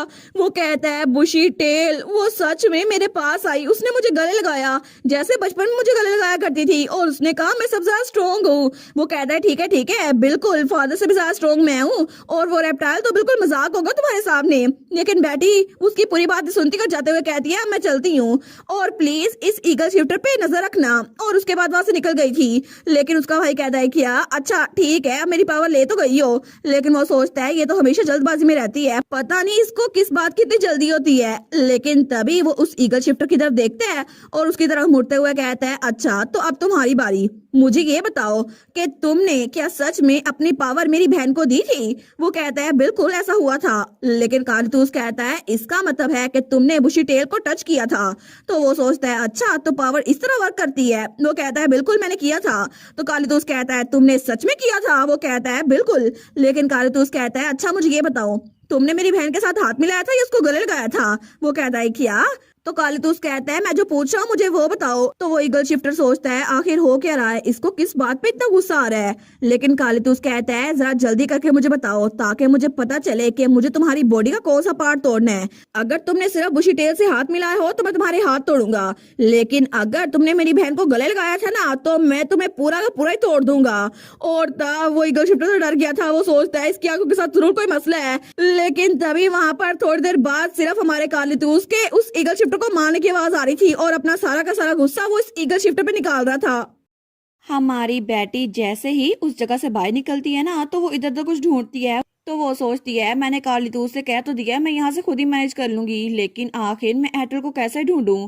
क्या मैं कालीतूस का घोड़ा ले जाऊं। लेकिन तभी उसके पीछे कोई आता है। वो कहता है स्टार क्रम्स आखिर तुम इतनी जल्दी में कहाँ जा रही हो। और वो वही व्हाइट स्क्विरल थी जिसके अंदर स्क्विरल कॉन्स्टलेशन आ चुका था। वो कहती है स्क्विरल कॉन्स्टलेशन, तो वो हवा में उड़ा था। तो वो कहता है मैं बहुत लंबे अरसे बाद किसी मैजिकल बीस्ट की बॉडी यूज कर रहा हूँ, लेकिन पहले तो मैं तुम्हें सिर्फ प्रिजर्वेशन क्रिस्टल में मिलता था। हमारी कहती है अभी इसका वक्त नहीं है, चीजें बहुत ज्यादा मुश्किल हो गई हैं। तुम्हें पता है तुमने मुझे बताया था ना मेरी रीबर्थ से पहले जो कुछ हुआ था ना बिल्कुल वैसा ही हो रहा है, और अगर ऐसा चलता रहा तो पूरा का पूरा कॉन्टिनेंट और एटल दोनों। तो वो स्क्विरल कॉन्स्टलेशन कहता है मैं जानता हूँ इस बात को। और स्टार क्रम्स क्या तुम्हें याद है जब मैं तुमसे पहली बार मिला था तो मैंने तुम्हें क्या कहा था। मैंने तुमसे कहा था क्या तुम्हें पता है मैंने तुम्हें इस दुनिया में वापस क्यों भेजा, क्योंकि मैं इसी वजह से तुम्हें ये सारी प्रिजर्वेशन क्रिस्टल की मेमोरीज दिखा रहा था। तो आज मैं तुम्हें बता ही देता हूँ। जैसा कि तुम्हें पता है तुम्हारी मौत के बाद तुम्हारे रीबॉर्न होने से पहले ये दुनिया पहले ही खत्म हो चुकी थी, क्योंकि ड्रैगन आउट ऑफ कंट्रोल हो गया था। लेकिन अब फिर से उस दुनिया पे फिर से वही तबाही आई हुई है। तो तुम्हें क्या लगता है कि मैंने तुम्हें वापस से इस दुनिया में क्यों बुलाया है। तो हमारे उसको देखी जा रही थी। वो कहता है क्योंकि ये सारी की सारी मिसफॉर्चून सिर्फ तुम ही रोक सकती हो। वो ड्रैगन जो हर तरफ तबाही मचाई जा रहा है उसको रोकने का सिर्फ एक ही तरीका है, उसको रोकने का सिर्फ एक ही ट्रिगर है, और वो तुम हो। तो हमारे कहती है क्या सच में मैं एटल को रोक सकती हूँ। वो कहता है बिल्कुल, तुम इकलौती हो जो कि उस तूफान में उसके दिल को थाम सकती है, और इसी वजह से तुम्हारा यहाँ पर होना ही काफी था। तो हमारून कहती है सच में, लेकिन अगर ऐसा ही है तो मैं उसको कैसे रोकूंगी। वो कहता है तुम्हें कुछ भी करने की जरूरत नहीं है। हमारून कहती है क्या कुछ भी नहीं। तो वो कहता है बस तुम्हें उसकी साइड पे रहना होगा, और तभी वो उसके पाँव के नीचे से पोर्टल खोलने लगता है। और तब वो कहता है तुम खुद ही देख लो। लेकिन वहां पर एटल ड्रैगन वाली फॉर्म में उड़ रहा था। तो हमारी बेटी वो उस पोर्टल के अंदर चली जाती है, लेकिन तभी जब वो देखती है तो आसमान में थी। वो कहती है क्या मैं तो नीचे गिर रही हूँ, और वो बेचारी तो नीचे गिरी जा रही थी। वो कहती है मैं तो ऐसे नीचे सच में गिर जाऊंगी, कोई तो मुझे बचा लो। तो वो कहती है स्क्विरल कॉन्स्टलेशन क्या आप मुझे बस आराम से कह नहीं सकते थे। लेकिन तभी स्क्विरल कॉन्स्टलेशन उसके इर्द गिर्द एक बबल बना देता है। वो कहता है तुम्हें लगा था मैंने कुछ भी प्लान नहीं किया, लेकिन हमारी हीरोइन तो हवा में उड़ रही थी। वो कहती है थैंक यू आपने मुझे बचा लिया। वो कहता है स्टार क्रम्स अभी के लिए मैं तुम्हारे लिए सिर्फ यही कर सकता हूँ और बाकी का सारा कुछ तुम्हें खुद ही करना होगा, वो तुम्हारे अपने हाथों में है। और तब वो हमारे हीरो को देखती है जो कि वहां पर तबाही मचा रहा था। लेकिन तब हमें एयरटेल की सब कॉन्शियस दिखाई जाती है जहां पर वो बहुत ही ज्यादा उदास था। वो कहता है मुझे ये सब कुछ नहीं करना चाहिए था। अगर मैं स्टार के साथ रहता और उसकी हेल्प करने के बजाय हमेशा उसकी साइड पर रहता तो क्या पता उसके साथ वो सब कुछ ना होता, वो कभी भी खतरे में ना होती। और अगर मैंने स्टार को खो दिया तो आखिर इस दुनिया में बचेगा ही क्या? एक ऐसी दुनिया जहाँ पे स्टार नहीं है। वो तो रो ही जा रहा था। वो कहता है ऐसी दुनिया का क्या फायदा? अगर ये दुनिया एग्जिस्ट ही ना करती होती तो कभी भी स्टार वो हर्ट ना होती और ना ही मैं हर्ट होता, ना ही मेरी मोम को मेरी वजह से कुछ मुश्किल होती। लेकिन मैं इस दुनिया को खत्म कर दूंगा, एक ऐसी दुनिया जहां पर कुछ भी नहीं रखा। लेकिन तभी वहां पर उसके सबकॉन्शियस के दरवाजे में कोई कहता है कम ऑन एटल, क्या तुम मुझे सुन सकते हो? तो एटल वहां पर देखता है। वो कहता है क्या ये स्टार की आवाज है? लेकिन वो यहाँ पर कैसे? तो बेटी कहती है एटल ये मैं हूँ, जल्दी करो दरवाजा खोलो और प्लीज रोना बंद करो। और एटल तो रो ही जा रहा था। लेकिन तभी वो उसकी तरफ हटता है। वो कहता है स्टार। और तब वहां पर उसकी ड्रैगन वाली फॉर्म में वो भी थोड़ा सा होश में आ रहा था। तो वो सोचती है एटल की आईज वो फिर से नॉर्मल हो गई है। तो वो कहती है एटल क्या आप तुम ठीक हो? और मुझे माफ कर देना कि मुझे यहाँ पहुंचने में बहुत ज्यादा टाइम लगा, लेकिन कहीं तुम्हें चोट तो नहीं आई? और वो उसके टेल के ऊपर थी। लेकिन वो कहता है क्या तुम्हारे बारे में क्या स्टार? आखिर तुम इतनी डेंजरस जगह पर थी, क्या तुम ठीक हो? तो बेटी कहती है तुम्हें क्या लगता है? मैं बिल्कुल ठीक हूँ। मैं यहाँ पर तुम्हें कंफर्ट करने के लिए आई हूँ एटल, क्योंकि तुम अकेले में रोई जा रहे थे। लेकिन मैं नहीं चाहती कि तुम रो। लेकिन फिर भी मैंने जो पढ़ा था ना वो बिल्कुल सच था। वो कहता है क्या क्या पढ़ा था? हमारे कहती है मैंने एक जगह पे पढ़ा था कि जिन लोगों की आंख के नीचे ब्यूटी मार्क होता है ना वो बहुत ज्यादा रोते हैं। और देखो सही तुम्हारी आंख के नीचे भी ब्यूटी मार्क है और उसकी आंख के नीचे एक तिल था। लेकिन एटा तो ब्लश करने लग गया था। वो कहता है बिल्कुल तुम सही कह रही हो। तो हमारे कहती है सच में तुम मेरी बात मान गए? तो वो उसके करीब होते हुए कहता है मैं असल में एक क्राई बेबी हूँ, इसी वजह से तुम्हें मुझे छोड़कर नहीं जाना चाहिए, तुम्हें मेरे पास रहना चाहिए ताकि तुम मुझे कंफर्ट कर सको। तो बेटी हंसते हुए कहती है ऑफ कोर्स मैं तुम्हारे पास ही रहूंगी, मैं हमेशा तुम्हारी साइड पे रहूंगी। और उसके बाद वो लोग उठते हुए वहां से जा रहे थे। लेकिन थोड़ी देर बाद जब वो लोग जमीन पर आते हैं ना तो एटल बेचारा ड्रैगन वाली फॉर्म में कहता है मुझे यकीन नहीं होता ये सब कुछ मैंने किया है। और वो तो बड़ा परेशान हो गया था ये तबाही को देखकर। लेकिन तब वो कहता है मैंने पूरे एम्पायर का कैपिटल वो खराब कर दिया। वो तो रोने वाला हो गया था फिर से। तो बेटी कहती है कोई बात नहीं, तुम कौन सा अपनी असल हालत में थे, वैसे भी तुम्हारा दिमाग आउट ऑफ कंट्रोल हो गया था। और इसके अलावा होली एम्पायर ने हमारे साथ जो किया है ना उसके मुकाबले में ये कुछ भी नहीं है, तुमने सही किया है। और तब उसको थपकी देते हुए कहती है इसीलिए रोना मत अब, ठीक है? वो कहता है बस कर दो ये तो मत करो। लेकिन तभी हमारी बेटी जब सामने देखती है ना तो वहां पर जैसे कोई तहखाना था जो कि पहले तो छुपा हुआ था लेकिन इस वक्त सामने नजर आ रहा था। तो हमारे कहती है ओ माय गुडनेस, इसका मतलब है यहाँ पर नीचे एक डेंजरस अंडरग्राउंड पैसेज है। लेकिन वहां पे बहुत ज्यादा सीढ़ियां थी। तो वो कहती है तुम्हें ये सस्पिशियस नहीं लग रहा एटल? तो एटल कहता है बहुत ज्यादा। तो बेटी आगे जाते हुए कहती है ठीक है तो फिर हमें नीचे जाके देखना होगा कि आखिर यहाँ पर है क्या। लेकिन तब थोड़ी देर बाद हमें वो बाहर के खंडरात दिखाए जाते हैं जो टूटे फूटे थे। लेकिन तभी एटल वहां पे कपड़े बदल रहा था तो बेटी दूसरी तरफ खड़ी हुई थी। लेकिन तभी वो वहां पर एक मक्खी को देखती है जो कि उड़ती हुई दूसरी तरफ जा रही थी। वो कहती है ये तो एक बग है ना एटल, जरा संभल के। लेकिन तभी वो एटल को देखती है तो एटल भी थोड़ा कंफ्यूज हो गया था। वो कहता है क्या, और दोनों ही शर्मिंदा हो गए थे। लेकिन तभी वो कहती है सॉरी सॉरी, मुझे लगा ये बहुत ज्यादा पॉइजनस होगी, इसी वजह से मैं नहीं चाहती थी ये तुम्हें बाइट कर ले। तो एटल कहता है कोई बात नहीं, मुझे माफ करना कि मैंने इतना टाइम लगाया। लेकिन तभी दोनों के दोनों ऑकवर्ड हो गए थे और दोनों ब्लश किए जा रहे थे। तो तब हमारा एटल कहता है स्टार मैं अब वेल ड्रेस हूँ। वो कहती है अच्छा तुमने ड्रेसअप कर लिया? वो कहता है मुझे माफ कर देना, अगर मैं ड्रैगन वाली फॉर्म में वहां जा पाता तो ये सब कुछ ना होता।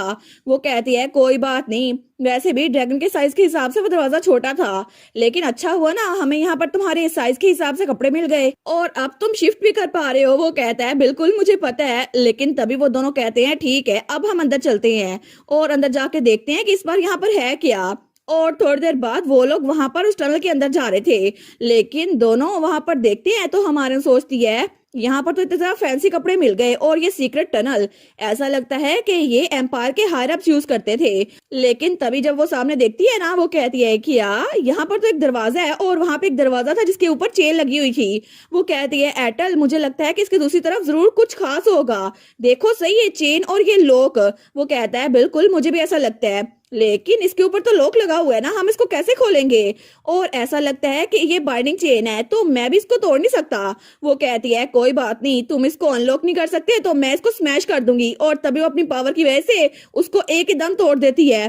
तो एयरटेल तो उसको देखकर बिल्कुल हैरान रह गया था। वो कहता है किया, तो हमारी बेटी कहती है देखा ये खुल गया। वो कहता है स्टार, आखिर तुम कब से इतनी स्ट्रॉन्ग बन गई? वो कहती है यहाँ आने से पहले मैंने कालीतू से पावर्स ली थी और इसके अलावा मैंने इस पावर को ऑब्जर्व किया है, लेकिन अब हम जब वापस आएंगे ना तो मैं तुम्हें सब कुछ बताऊंगी इस बारे में। तो वो तो बड़ा खुश हो गया था। वो सोचता है वाओ, स्टार हर चीज के बारे में प्रिपेयर रहती है। लेकिन तभी वो कहती है एयरटेल, वो कहता है हाँ। तो तब वो आगे बढ़ते हुए कहती है अंदर आओ और जरा यहाँ पर देखो, यहाँ पर होली एम्पायर का सीक्रेट स्टोरेज रूम है और वहां पे बहुत सारे डॉक्यूमेंट्स और बहुत सारी चीजें पड़ी हुई थी। लेकिन तब दूसरी तरफ हमें दोबारा से वही इन दिखा जाता है जहाँ पे हमारी बेटी रात को रुकी थी।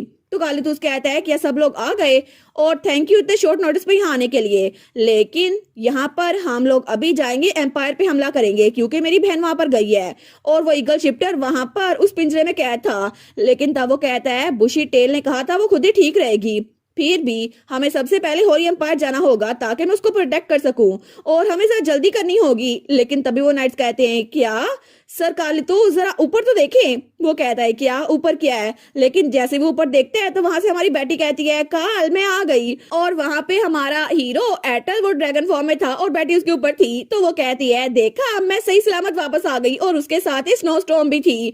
लेकिन तभी वो नीचे उतरती है तो कालीतूस भागते हुए उसके पास आता है। वो कहता है बुशी टेल क्या तुम सच में ठीक हो, कहीं तुम्हें चोट तो नहीं लगी? और वो स्नो स्टॉर्म नीचे उतर रही थी। लेकिन वो कहती है बिल्कुल देखो सही, बिल्कुल ठीक ठाक हूं मैं, कोई भी चोट नहीं लगी मुझे। तो तब वो कहती है एटल भी बिल्कुल काम डाउन हो गया है। तो कालीतूस कहता है उस रेप्टाइल के बारे में मुझे कोई फिक्र नहीं है। लेकिन तब वो कहता है ये सारे के सारी चीजें जो तुम लेकर आई हो ये क्या है? हमारी कहती है अच्छा ये तुम्हें तो ये देखने की जरूरत है। और तभी वो बैग खोलते हुए कहती है हमें अंडरग्राउंड टनल में कोई चीज मिली थी और ऐसा लगता है वो होली एम्पायर के सीक्रेट आर्काइव था। लेकिन यहाँ पर हमें बहुत ही ज्यादा डॉक्यूमेंट्स मिले हैं जिसके हिसाब से उन्होंने होली एम्पायर के बहुत सारे शेप शिफ्टर्स की फैमिलीज को मार दिया था। लेकिन इसके अलावा उन्होंने वहां पर जानबूझ के प्लेग भी फैलाया ताकि वहां के पावरफुल लोगों को जान से मार सके और किसी पे नाम भी ना आए। तो कालीतूस कहता है कि ये तो जितना मैंने सोचा था उससे ज्यादा घटिया है। लेकिन हमारन कहती है बस बात ये नहीं है, मुझे एक और सीक्रेट पता चला है। उसके हिसाब से इसमें हमारे एम्पर और एम्प्रेस भी शामिल थे और उन्होंने इसमें साफ लिखा हुआ है कि ये सब कुछ यहाँ पर एटल को कैच करने के लिए था ताकि मुझे यूज कर सकें।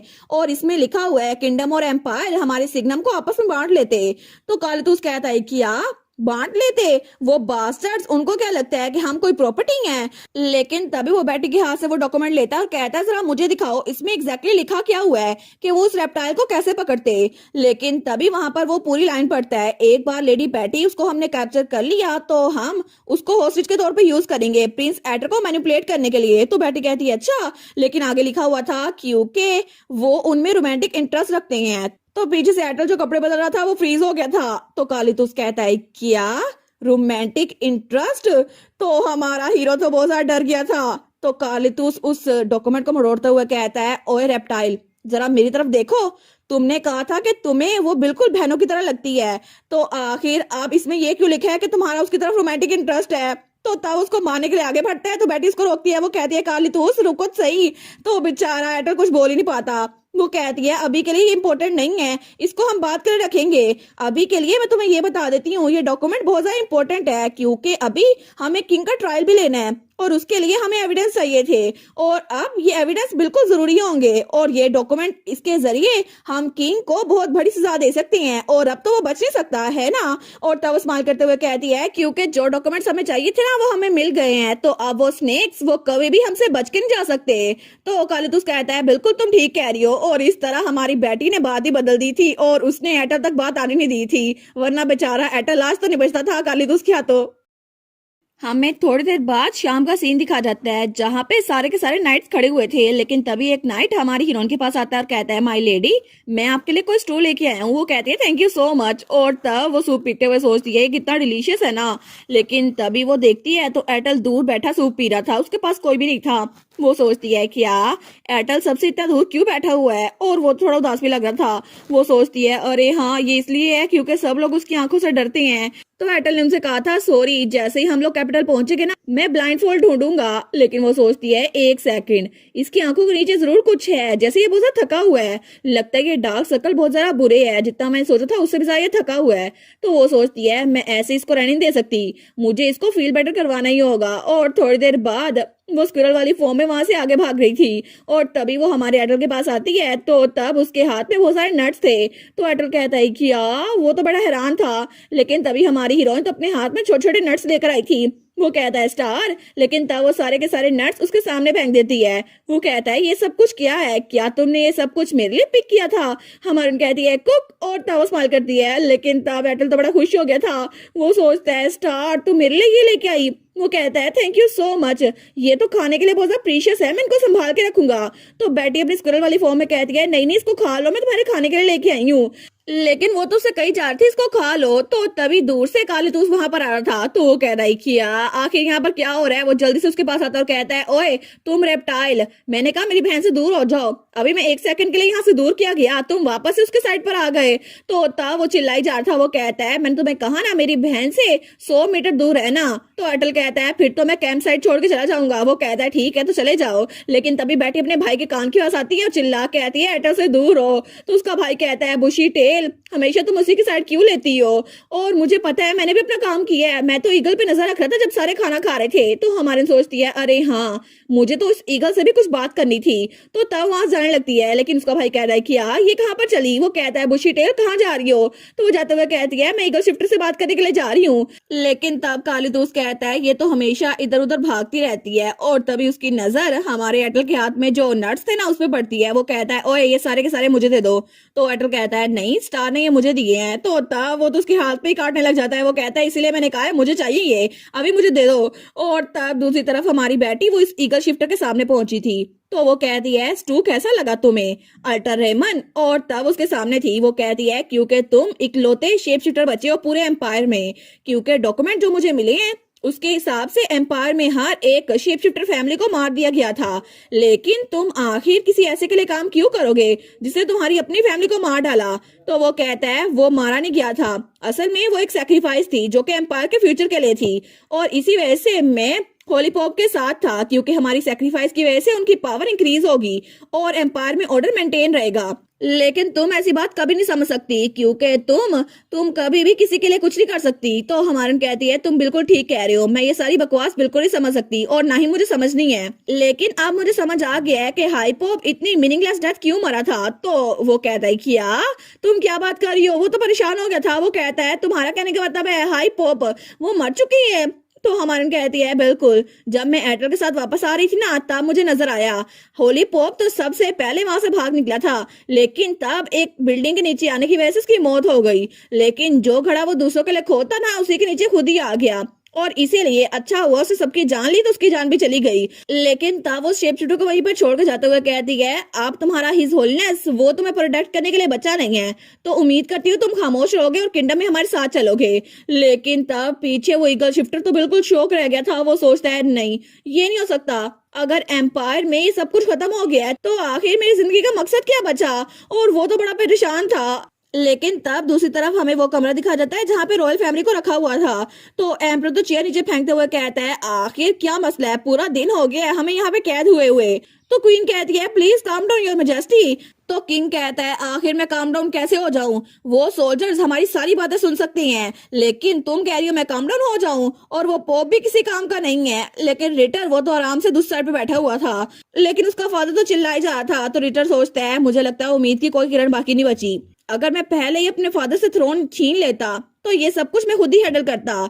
लेकिन अब भी पैनिक करने की कोई जरूरत नहीं है, मैंने ये सब कुछ खुद ही प्लान किया था, तो मैं इससे निकल जाऊंगा। इसका ये मतलब नहीं है कि मैं इस सब में फंसूंगा, क्योंकि कोई ना कोई तरीका तो होगा जिसकी वजह से मैं किसी ना किसी को इस्तेमाल करूं और इस मुसीबत से बाहर निकल जाऊं, और मैं तो ये करके ही रहूंगा। और तब हमें अगली सुबह का सीन दिखा जाता है जब वहां पे हमारी बेटी का डैड ड्यूक और फ्रेडरिक खड़े थे। तो ड्यूक कहता है मेरी बेटी पहुंचने वाली होगी है ना? तो फ्रेडरिक कहता है जी बिल्कुल, जितना हमने प्लान किया था ना वो तो उससे भी जल्दी पहुंच जाएंगी। तो ड्यूक कहता है मैं उम्मीद करता हूँ कि वो जल्दी पहुंचने के चक्कर में अपने आप को थका ना ले। तो फ्रेडरिक कहता है नहीं नहीं, असल में मिस्टर वेन के इन्वेंशन की वजह से वो जल्दी पहुंच जाएंगे।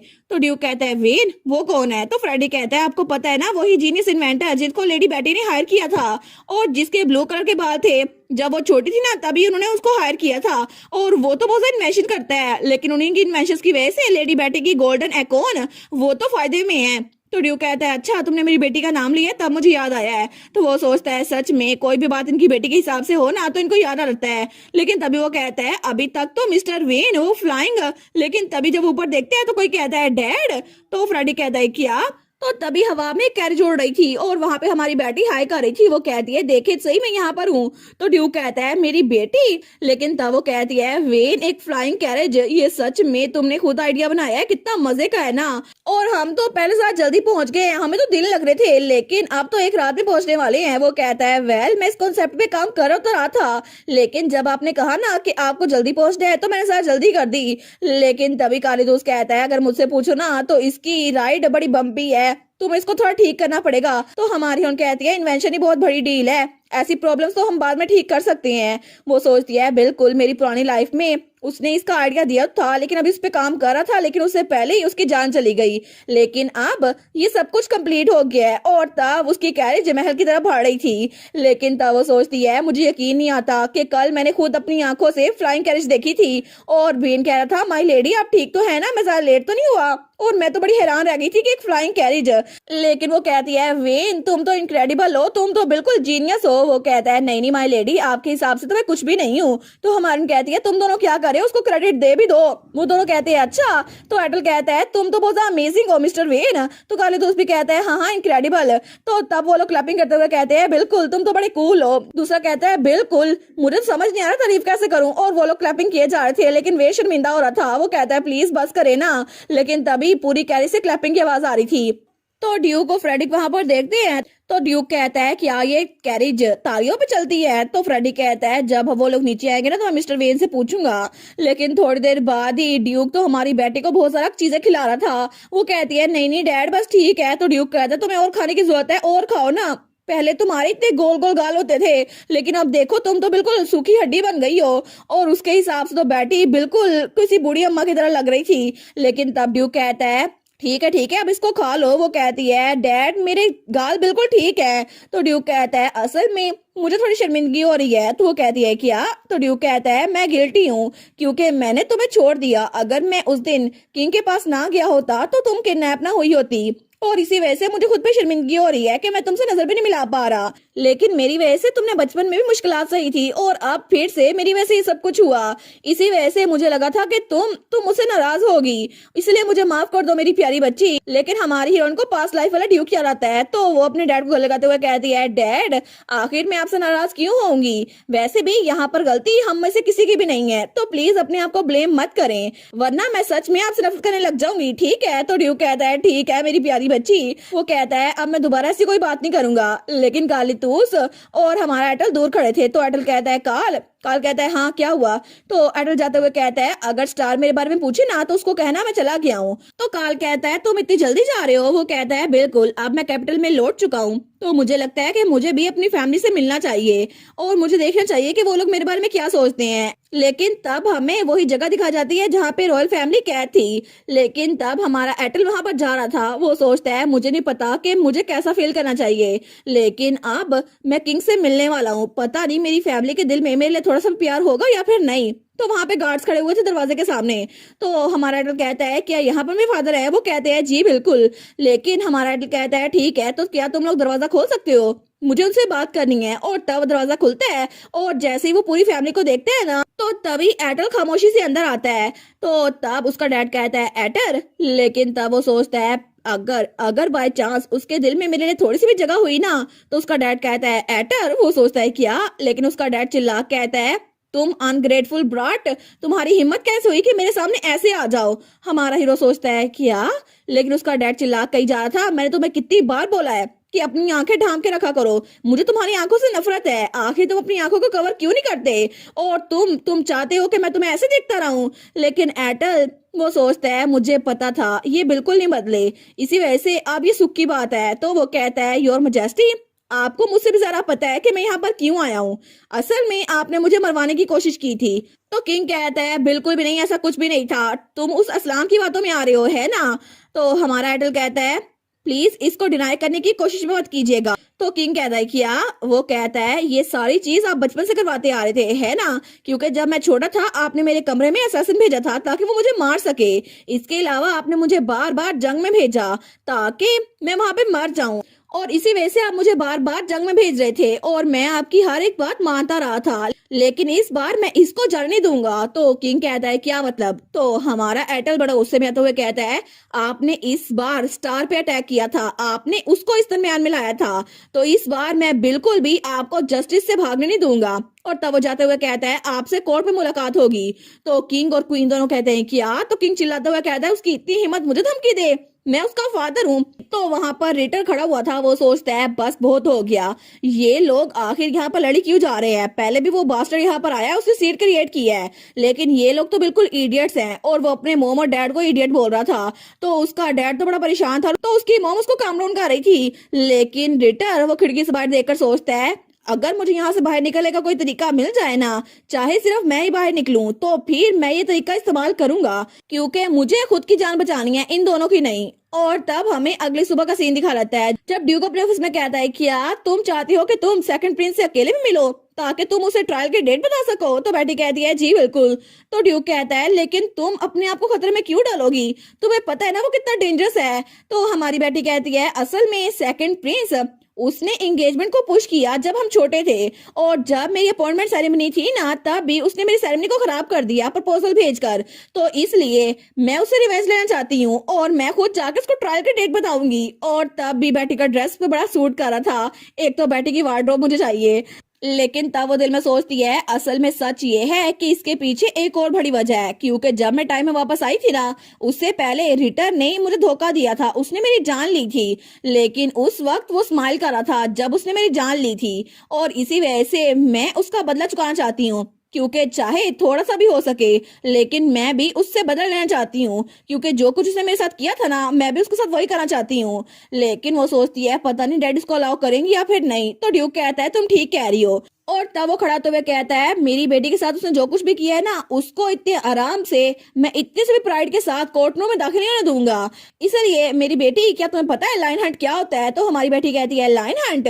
क्या ये ग्रुप में हम हंट नहीं करते? वो कहता है बिल्कुल, लायंस ग्रुप में हंट करते हैं, लेकिन पहले वो शिकार को भगाते हैं और उसके बाद वो उस पे आखिरी वार करते हैं। तो इस बार आखिरी वार मेरी बेटी करेगी, ठीक है? और मैं तुम्हारे साथ बहुत सारे नाइट्स भेजूंगा ताकि तुम बिल्कुल सेफ रहो। तो जाओ और उसको पे बैक दो जो कुछ उसने किया था। तो बेटी स्माइल करते हुए कहती है ठीक है थैंक यू डैड, और वैसे भी ये लाइन और स्क्विरल का टैग टीम अटैक होगा है ना। तो वो स्माइल कर रही थी, लेकिन तब दोपहर के वक्त वो वहां पर आई थी और तब उसके सामने चाय थी। वो सोचती है मुझे यकीन नहीं होता फादर इतनी जल्दी मान गए, लेकिन अच्छा हुआ ना कि उन्होंने साथ में नाइट्स भेज दिए, क्योंकि एटर तो सच में बहुत ज्यादा डेंजरस है।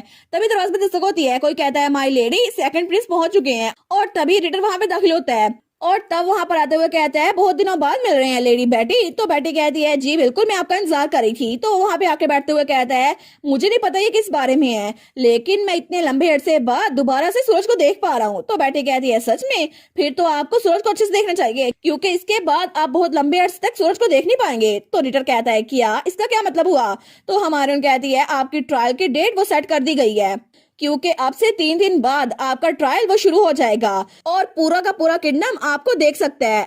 और तब अपनी बात खत्म करते हुए जाते हुए कहती है अभी के लिए आपको दोबारा से अंडरग्राउंड लॉक किया जाएगा, इसीलिए ये आपका आखिरी बार सूरज को देखना होगा। लेकिन तब वो अपनी बात करके जाने लगती है। वो सोचती है अच्छा हुआ ना मैंने इसको जवाब दे दिया, ये तो जितना मैंने सोचा था ना उससे भी ज्यादा सेटिस्फाइंग है। वो तो बड़ी खुश हो रही थी, लेकिन वो सोचती है अब ये देखकर मजा आ रहा है रिटर, तुम यहाँ पे अपना सर झुका के बैठे हुए हो और कुछ भी कह नहीं रहे। लेकिन तभी रिटर कहता है एक मिनट रुकिए। वो कहती है क्या? तो रिटर कहता है मुझे असल में आपको कुछ बताना था। असल में मैंने चाहता कि ये बात मैं अपने आप तक रखूं, इसीलिए मैंने अपना माइंड बना लिया है। तो बेटी कहती है क्या मतलब? वो कहता है क्या आप प्लीज मुझे सच बताने देंगी? और तब रिटर बड़ी मासूम सी शक्ल बना के उसे कहता है प्लीज मुझे अलाउ करें मैं आपको सच बताऊं। तो हमारी बेटी कहती है सच? लेकिन आखिर वो क्या है? आखिर आप इस बार क्या कहना चाहते हैं? तो रिटर स्माइल करता है। वो सोचता है मुझे पता था कि वो मेरे जाल में फंस जाएगी, इसी वजह से मैं फादर की स्टुपिडिटी में अपने आप को इन्वॉल्व नहीं दे सकता। वो कहता है सबसे पहले थैंक यू सो मच कि आपने मुझे मेरी बात करने का मौका दिया। असल में मैं इमेजिन नहीं कर सकता था कि ये सब कुछ हो जाएगा। मुझे इसके बारे में पता ही नहीं था कि किंगडम और एम्पायर के दरमियान कोई सौदा चल रहा है। लेकिन जब मैंने नोटिस किया ना तो बहुत ज्यादा देर हो गई थी। फिर भी मैंने बहुत ज्यादा कोशिश की कि इस सब को अपने हाथ से निकलने न दूं, और मुझे पता नहीं था इतने लोग की जान जा रही है। लेकिन मैंने बहुत सारे नोबल से मुलाकात की और उनको अपनी साइड पे करने की कोशिश की ताकि हम लोग किंग को पकड़ सकें, लेकिन मैं कुछ कर नहीं पाया। आपको पता है ना मेरे फादर किस तरह के हैं, वो तो अपने ब्लड लाइन को भी छोड़ते नहीं है। और आप देख सकती है ना उन्होंने एडर के साथ क्या किया। तो बेटी कहती है तुम तो डिस्गस्टिंग हो, और उसको बड़ा गुस्सा आ रहा था। लेकिन रिटर कहता है क्या? हमारी बेटी कहती है मैंने बोला तुम डिस्गस्टिंग हो, तुम इसलिए सब कुछ नहीं कर पाए क्योंकि तुम्हें किंग से डर लगता था। आखिर ये बकवास मैं कैसे मान लूं? बचपन से लेकर अब तक किसी ने भी एडर को कबूल नहीं किया और तुम लोग एक फैमिली बने रहे, लेकिन एडर को पीछे छोड़ दिया। लेकिन अब तुम कह रहे हो कि तुम्हें उसकी फिक्र थी और तुम्हें ये सब कुछ पता नहीं था।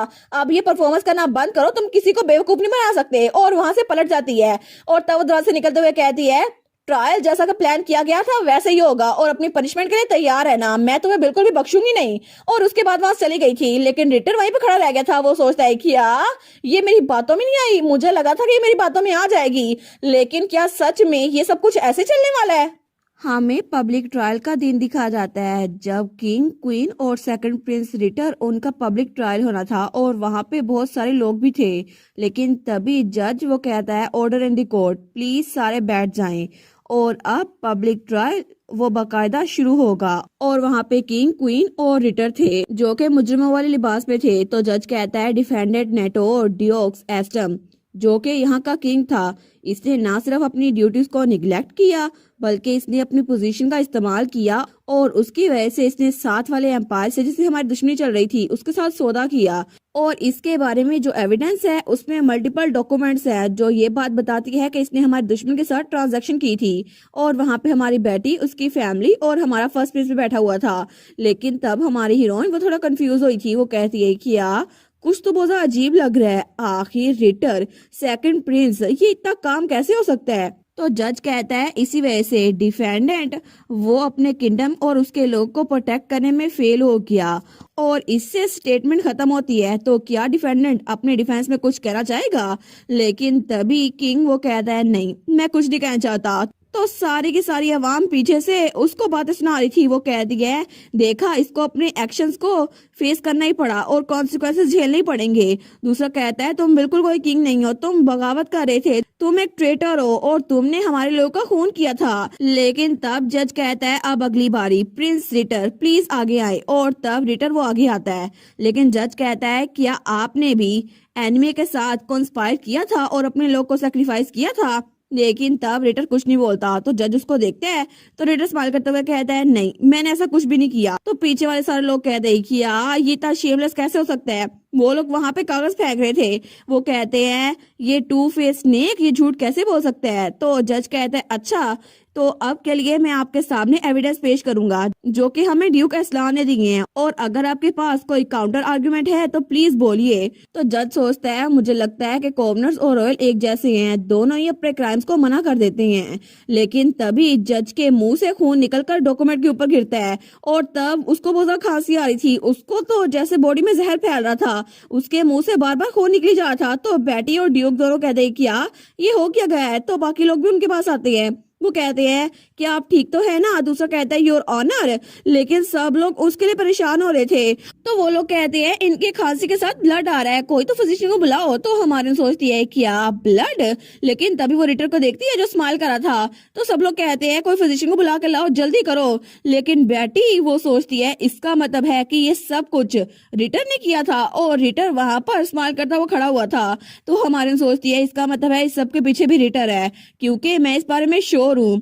और जज के चेहरे पर ये तकलीफ देखकर बिल्कुल ऐसा ही लग रहा है जैसे मेरी पुरानी लाइफ में उसने मेरी गर्दन पे काटा था ना, बिल्कुल मेरे चेहरे पे भी ऐसा एक्सप्रेशन था। लेकिन तभी सब चिल्लाई जा रहे थे कोई तो फिजिशियन को बुलाओ और इनकी हालत तो बिगड़ती जा रही है। तो रिटर सोचता है टू बैड, इससे कोई फर्क नहीं पड़ेगा, क्योंकि जिस दिन मैं लेडी बेटी से मिला था ना मैंने उनको सच बताया था कि मैं बहुत सारे नोबल से मिला हूँ, लेकिन मैं उनसे दोस्ती का हाथ बढ़ाने के लिए नहीं गया था। असल में मैं उनको एक ड्रिंक पिलाने के लिए गया था जिसमें मेरे पॉइजन का डोज था, क्योंकि अगर किंग का प्लान वो खराब हो भी जाता तो भी नोबल्स तो हमेशा मेरे साथ रहते, और अगर किसी ने मेरे खिलाफ अपना मुंह खोला तो अपने आप को प्रोटेक्ट करने के लिए मुझे उसे मारना ही पड़ेगा, और अभी भी मैंने ऐसा ही किया। लेकिन ये बहुत बड़ा मसला था, श्योर, लेकिन एक बार पॉइजन कंज्यूम हो जाए तो उसको मैं पूरी जिंदगी में कभी भी इस्तेमाल कर सकता हूँ, और अभी भी मैं ऐसा ही कर रहा हूँ। लेकिन तब हमारी बेटी और एटल वो परेशान थे, तो हमारी बेटी सोचती है मैं क्या करूँ। अगर मैंने अपनी पावर को यूज किया पॉइजन को अपनी बॉडी में ऑब्जर्व करने के लिए तो फिर मैं मर सकती हूँ, लेकिन मैं ऐसे ही खड़ी रहकर तमाशा नहीं देख सकती। मुझे कुछ ना कुछ तो करना ही होगा ना। लेकिन तभी उसका हाथ जहाँ पे सिग्नम था ना वो चमक रहा था। वो सोचती है कि यार मेरे सिग्नम में से अचानक से रोशनी क्यों निकल रही है। लेकिन तभी वहां पर उसको स्नेक शिफ्टर की पावर महसूस हो रही थी। वो सोचती है कि यार इसका मतलब है कि मुझे फिजिकल कांटेक्ट के जरिए पावर स्टोर करने की ताकत मिली है, लेकिन मैंने तो कभी रिटर को फिजिकल कांटेक्ट किया ही नहीं है। तो इसका मतलब है कि ये सब कुछ ये तब हुआ था जब मेरी पुरानी लाइफ में रिटर ने मेरी गर्दन पे काटा था। वो सोचती है सच में अगर ये सच में रिटर की पावर है तो फिर मेरी पुरानी लाइफ से लेकर अब तक सिग्नम में उसकी पावर स्टोर हो गई होगी, तो इसका मतलब है कि मैं अब इसको इस्तेमाल कर सकती हूँ। वो सोचती है बिल्कुल मुझे इसे यूज करना होगा। तो तभी वहां पर जज की हालत बहुत ज्यादा खराब हो गई थी। वो सोचती है मैं जज को बचा सकती हूँ, तो वो जज के पास आती है। वो कहती है प्लीज यहीं पर रुके। वो लोग कहते हैं लेडी बेटी हमारे कहती है एक बार मुझे इनको देख लेने दे, और तभी वो जज की पीठ पे अपना हाथ रखती है। वो सोचती है देखा मुझे पता था, मैं उनके सीक्रेट पॉइजन को महसूस कर पा रही हूँ। मुझे लगता है कि ये सब कुछ मैं अपनी एबिलिटी से ठीक कर सकती हूँ, क्योंकि अब मुझे पॉइजन का पता चल गया है और पॉइजन ही पॉइजन को काटता है। इसी वजह से मैं रिटर का पुरानी लाइफ वाला पॉइजन यूज करूंगी इस लाइफ वाले पॉइजन को खत्म करने के लिए। लेकिन तभी जज के साथ जो था वो सोचता है कि यार ये कितना अजीब है ना, कोई भी शेप शिफ्टर जिसके पास ग्रेट पावर हो उसकी हमेशा गोल्डन आईज होती हैं, लेकिन लेडी बेटी वो अब जज को बिल्कुल ठीक कर रही हैं, और अभी भी लेडी बेटी की आंखें वो तो ब्लैक हैं। लेकिन आखिर ऐसा कैसे हो सकता है, उनके पास इतनी पावर्स कैसे हैं। लेकिन थोड़ी देर बाद ही जज की हालत बिल्कुल ठीक हो गई थी। वो कहता है मैं अब बिल्कुल ठीक हूँ। तो बाकी कहते हैं क्या सच में। लेकिन तब वो कहता है माय लेडी आखिर एग्जैक्टली हुआ क्या था।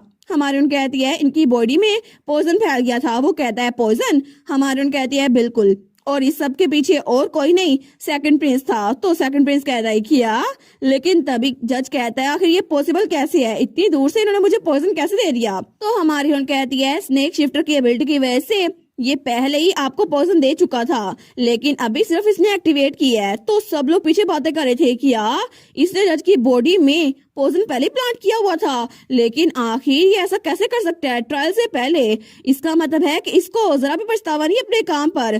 तो रिटर सोचता है डैम इट, आखिर इस लड़की को कैसे पता चल गया, आखिर ये उसकी बॉडी से पॉइजन कैसे रिमूव कर पाई। लेकिन तभी हमारी बेटी कहती है प्रिंस रिटर अपनी फेट से भागने के बजाय आप जजमेंट को फेस कीजिए।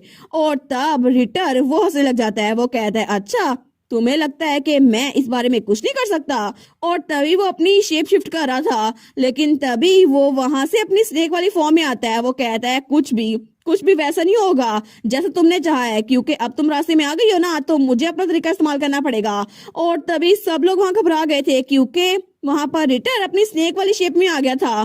तो सारे लोग वहां से भागने लगते हैं, लेकिन हमारी बेटी वहीं पर खड़ी थी। तो तब रिटर उसको देखते हैं। वो कहता है अब मेरी बारी है, तुम लोगों से वो ले लूं जो मेरा था। लेकिन तभी ड्यूक और उसका भाई कार्लोस भी वहीं पर खड़े थे, और तभी हमारी बेटी भी हमला करने लगता है। वो कहता है लेडी बेटी मैं इसको यहाँ पे खत्म कर दूंगा। लेकिन हमारी बेटी चिल्ला कहती है एटल उसे मेरी तरफ फेंको। तो एटल कहता है ठीक है मैं समझ गया। और तभी वहां पर कोई चीज थी, कोई चेन। तो रिटर सोचता है क्या ये बाइंडिंग चेन है। और तभी हमारी हीरोइन के हाथ में वो बाइंडिंग चेन आ गई थी। लेकिन वो सोचती है बिल्कुल मैं इसको इस्तेमाल करूंगी, क्योंकि तुम्हारा स्टंट मैं तुम्हारे खिलाफ यूज करूंगी। और तभी वो अपनी स्क्विरल वाली फॉर्म में आ गई थी और उस चेन के ऊपर से भाग रही थी, रिटर की बॉडी के ऊपर से। लेकिन थोड़ी देर में ही उसने रिटर की पूरी बॉडी को उस चेन में बंद कर दिया था। तो रिटर तो तड़प रहा था। वो कहता है क्या, लेकिन थोड़ी देर बाद ही रिटर वहां पे गिरा पड़ा था और उसकी बॉडी बहुत ज्यादा तड़प रही थी। वो कहता है क्या ये क्या है। लेकिन हमारे कहती है तुम पूछ रहे हो ये क्या है।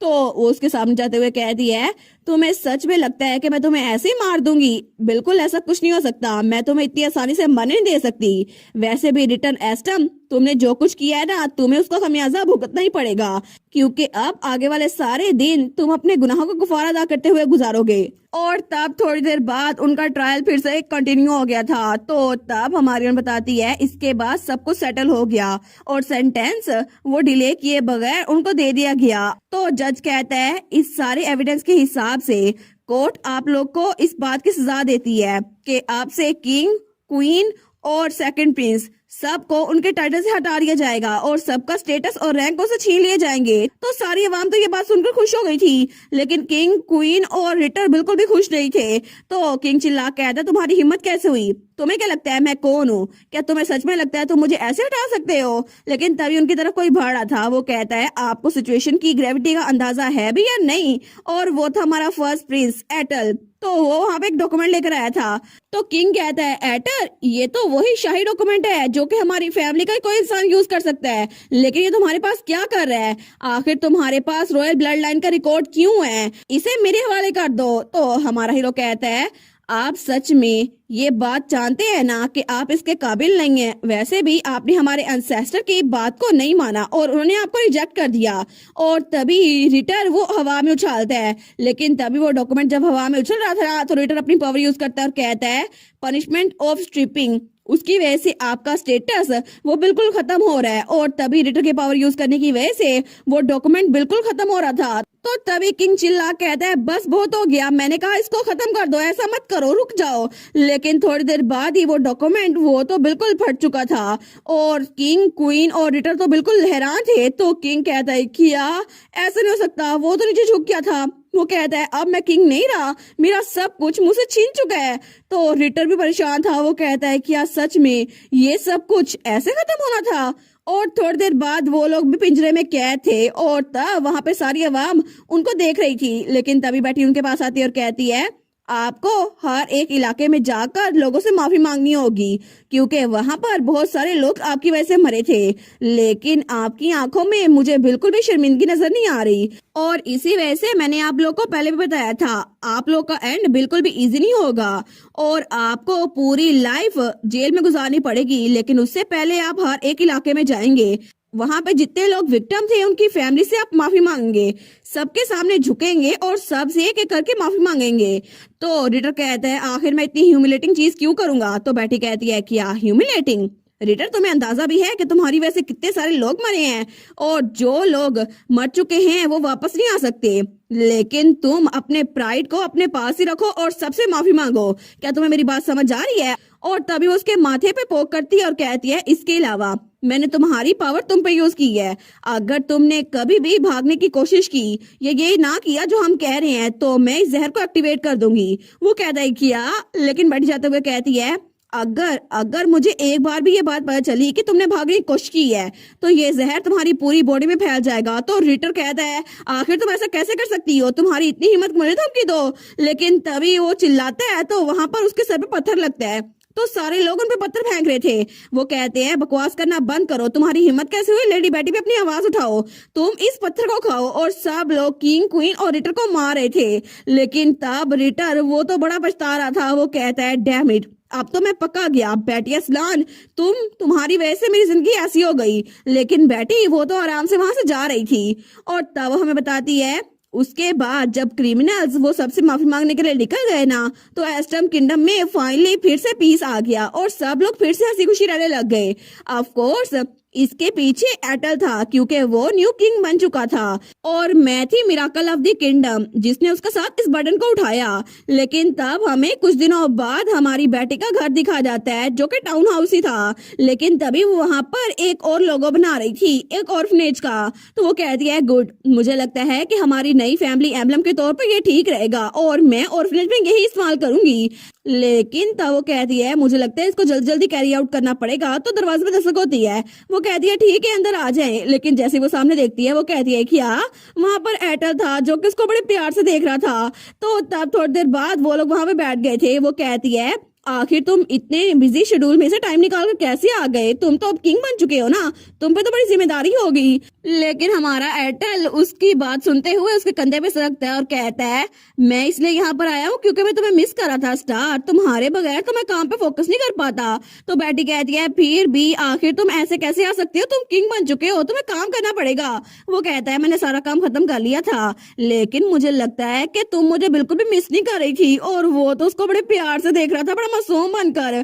तो हमारे यहाँ उसको देखती है, वो सोचती है ये तो चमक रहा है, लेकिन वो सोचती है मैं जब भी एडर का चेहरा देखती हूँ मैं अपने आप को कंट्रोल नहीं कर पाती कि कितना क्यूट है। लेकिन तभी वो कहता है, अगर तुम मेरी क्वीन होती ना तो मैं तुम्हें ग्लैडली सर्व करता। मेरी स्टार, क्या तुम थ्रोन में बिल्कुल इंटरेस्टेड नहीं हो? वो कह दिया कि आप बिल्कुल भी नहीं, मैं पहले ही फैमिली की हेड बनने के अफेयर से बिजी हूँ, इसी वजह से मैं इस बात की इजाजत नहीं दूंगी। और इसी वजह से तो मैं कह रही हूँ कि तुम्हें ही किंग की पोजीशन पे रहना चाहिए। एटल, वो कहता है, लेकिन ये मैं नहीं था जिसने किंगडम को बचाया, वो तुम थी स्टार। तो मुझे बताओ इस बारे में क्या? मैंने एक और तरीका सोच लिया है जिसकी वजह से लोग तुम्हें अपनी क्वीन पहचानेंगे, लेकिन थ्रोन तुम्हारे हाथों में नहीं आएगा। वो कहती है, सच में ऐसा कोई तरीका है? वो कहता है, बिल्कुल, हम दोनों शादी कर लेते हैं ना, इससे तो सब कुछ ठीक हो जाएगा, क्योंकि तुम अकेले थ्रोन पे भी नहीं रहोगी, मैं भी तुम्हारे साथ रहूंगा, लेकिन तुम क्वीन भी बन सकती हो। तो हमारी बेटी ये कहती है कि यार शादी तो उसके करीब हो रहा था। वो कहता है, तुम्हें क्या लगता है? मैं चाहता हूँ तुम हमेशा मेरे साथ रहो। और तुम्हारे बारे में क्या? लेकिन तब तो वो उसके बिल्कुल करीब हो गया था, तो हमारी बेटी का दिल बड़ा धड़क रहा था। वो कहता है, माई स्टार, लेकिन तभी बेटी उसके मुंह पे हाथ रख लेती है। वो कहती है, नहीं अटल, क्या तुम इस बारे में भूल गए हो? वो कहता है, क्या? हमारी कहती है, तुमने कहा था कि अगर अडल्ट बनने से पहले मैंने किसी को किस किया तो वो लड़का मर जाएगा, और मैं इस बात की बिल्कुल इजाजत नहीं दूंगी। वो कहता है, क्या? वो सोचता है, अरे हाँ, मैंने इसको बताया था, ये बात इसके डैड ने कही थी, लेकिन मैंने इसके बाद कहा था कि तुम्हें कमिंग ऑफ एज सेरेमनी से पहले किसी को किस नहीं करना चाहिए। लेकिन वो सोचता है, मैंने तो उससे झूठ बोला था। तो बेटी कहती है, इसके अलावा वैसे भी मैं अंडर एज हूँ, और अगर तुमने अभी मुझे किस किया ना तो तुम बिल्कुल एक परवर्ट होगे, ठीक है, और इसी वजह से तुम तो बिल्कुल टोटल फ्रीक बनोगे। तो ये बात उसके दिल में लगती है। वो कहता है, ठीक है, लेकिन हमारी कहती है, इसी वजह से अभी के लिए तुम मुझे किस नहीं कर सकते। तो एडल सोचता है, मुझे लगा नहीं था कि बचपन में कही हुई बात मुझे वापस आके बाइट करेगी। लेकिन हमारी सोचती है, देखा उस दिन तुमने मुझसे झूठ बोला था, तब मैं छोटी बच्ची थी, लेकिन अच्छा हुआ ना, अब यही बात मैं तुम्हारे सर पे रखूंगी। वो सोचती है, इसका रिएक्शन तो जितना मैंने सोचा था ना उससे भी जरा बेटर है, लेकिन ये थ्रिल, ये मुझे तंग कर रहा था ना, अच्छा हुआ। और एयरटेल तो बड़ा उदास हो गया था। तो हमारी सोचती है, मैं थोड़े अरसे बाद इस मिसअंडरस्टैंडिंग को क्लियर कर दूंगी, तो तब तक के लिए अब तुम बेवकूफ बनते रहो। लेकिन तब वो कहती है, एयरटेल, वैसे भी मैं 2 सालों के लिए कहीं और जा रही हूँ, तो तुम्हें मेरी कमिंग ऑफ एज सेरेमनी से पहले मुझसे मिलने की जरूरत नहीं है। वो कहता है, क्या? तुम कहाँ जा रही हो, वो भी 2 सालों के लिए? हमारी कहती है, मुझे माफ करना, मैं तुम्हें पहले नहीं बताया। एक बार मैंने अपना काम खत्म कर लिया ना तो इसके बाद मैं पूरे कॉन्टिनेंट में ट्रेवल करने वाली हूँ अपनी कमिंग ऑफ एज सेरेमनी तक, क्योंकि ये मेरा बहुत ज्यादा पुराना ख्वाब है और मैं इसको आपको पूरा करके रहूंगी। तो हमारी हीरोइन सोचती है, मेरी फेवरेट बुक जहाँ से मुझे पुरानी लाइफ में बहुत कुछ पता चला था, उसमें लिखा हुआ था, एक ट्रू मर्चेंट वो सिर्फ चीजें नहीं बेचता बल्कि वो एक्सपीरियंस भी बेचता है।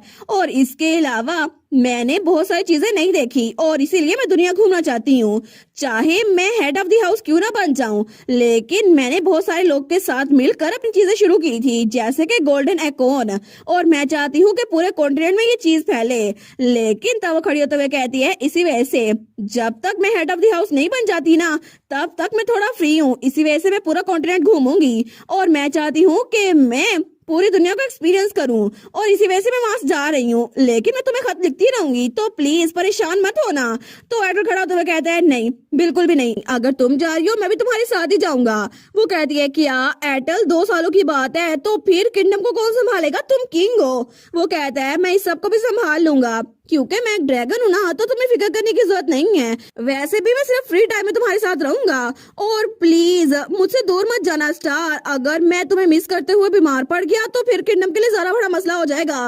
वो कहती है, अच्छा तो तुम चीजें ऐसे करना चाहते हो। वो कहती है, ठीक है ठीक है, तो फिर तुम अपने तरीके से ये करना एटल। वो सोचती है, मुझे लगता है ये जल्दी गिव अप कर देगा क्योंकि इसके लिए टाइम मैनेज करना मुश्किल हो जाएगा। लेकिन उसने यही सोचा था। फिर भी 2 सालों तक एयरटेल मुसलसल उसके साथ ही रहा था और उसने अपनी ड्यूटीज को भी पूरा किया था। लेकिन उन्होंने बहुत सारी जगह घूमी थी जहाँ पे हमारी बेटी की स्क्विरल वाली फॉर्म में बहुत सारे स्टैचू थे और तब वो ड्रैगन वाली फॉर्म में भी उसके ऊपर घूमी जा रही थी। लेकिन उसके बाद भी एयरटेल ने अपनी बात जारी रखी और 2 साल में हमेशा वीकेंड में उससे मिलने के लिए आया करता था और तब वो ड्रैगन वाली फॉर्म में था और ऑर्फनेज के बच्चे उसके ऊपर कूद रहे थे और इसी तरह 2 साल तो आराम से गुजर गए।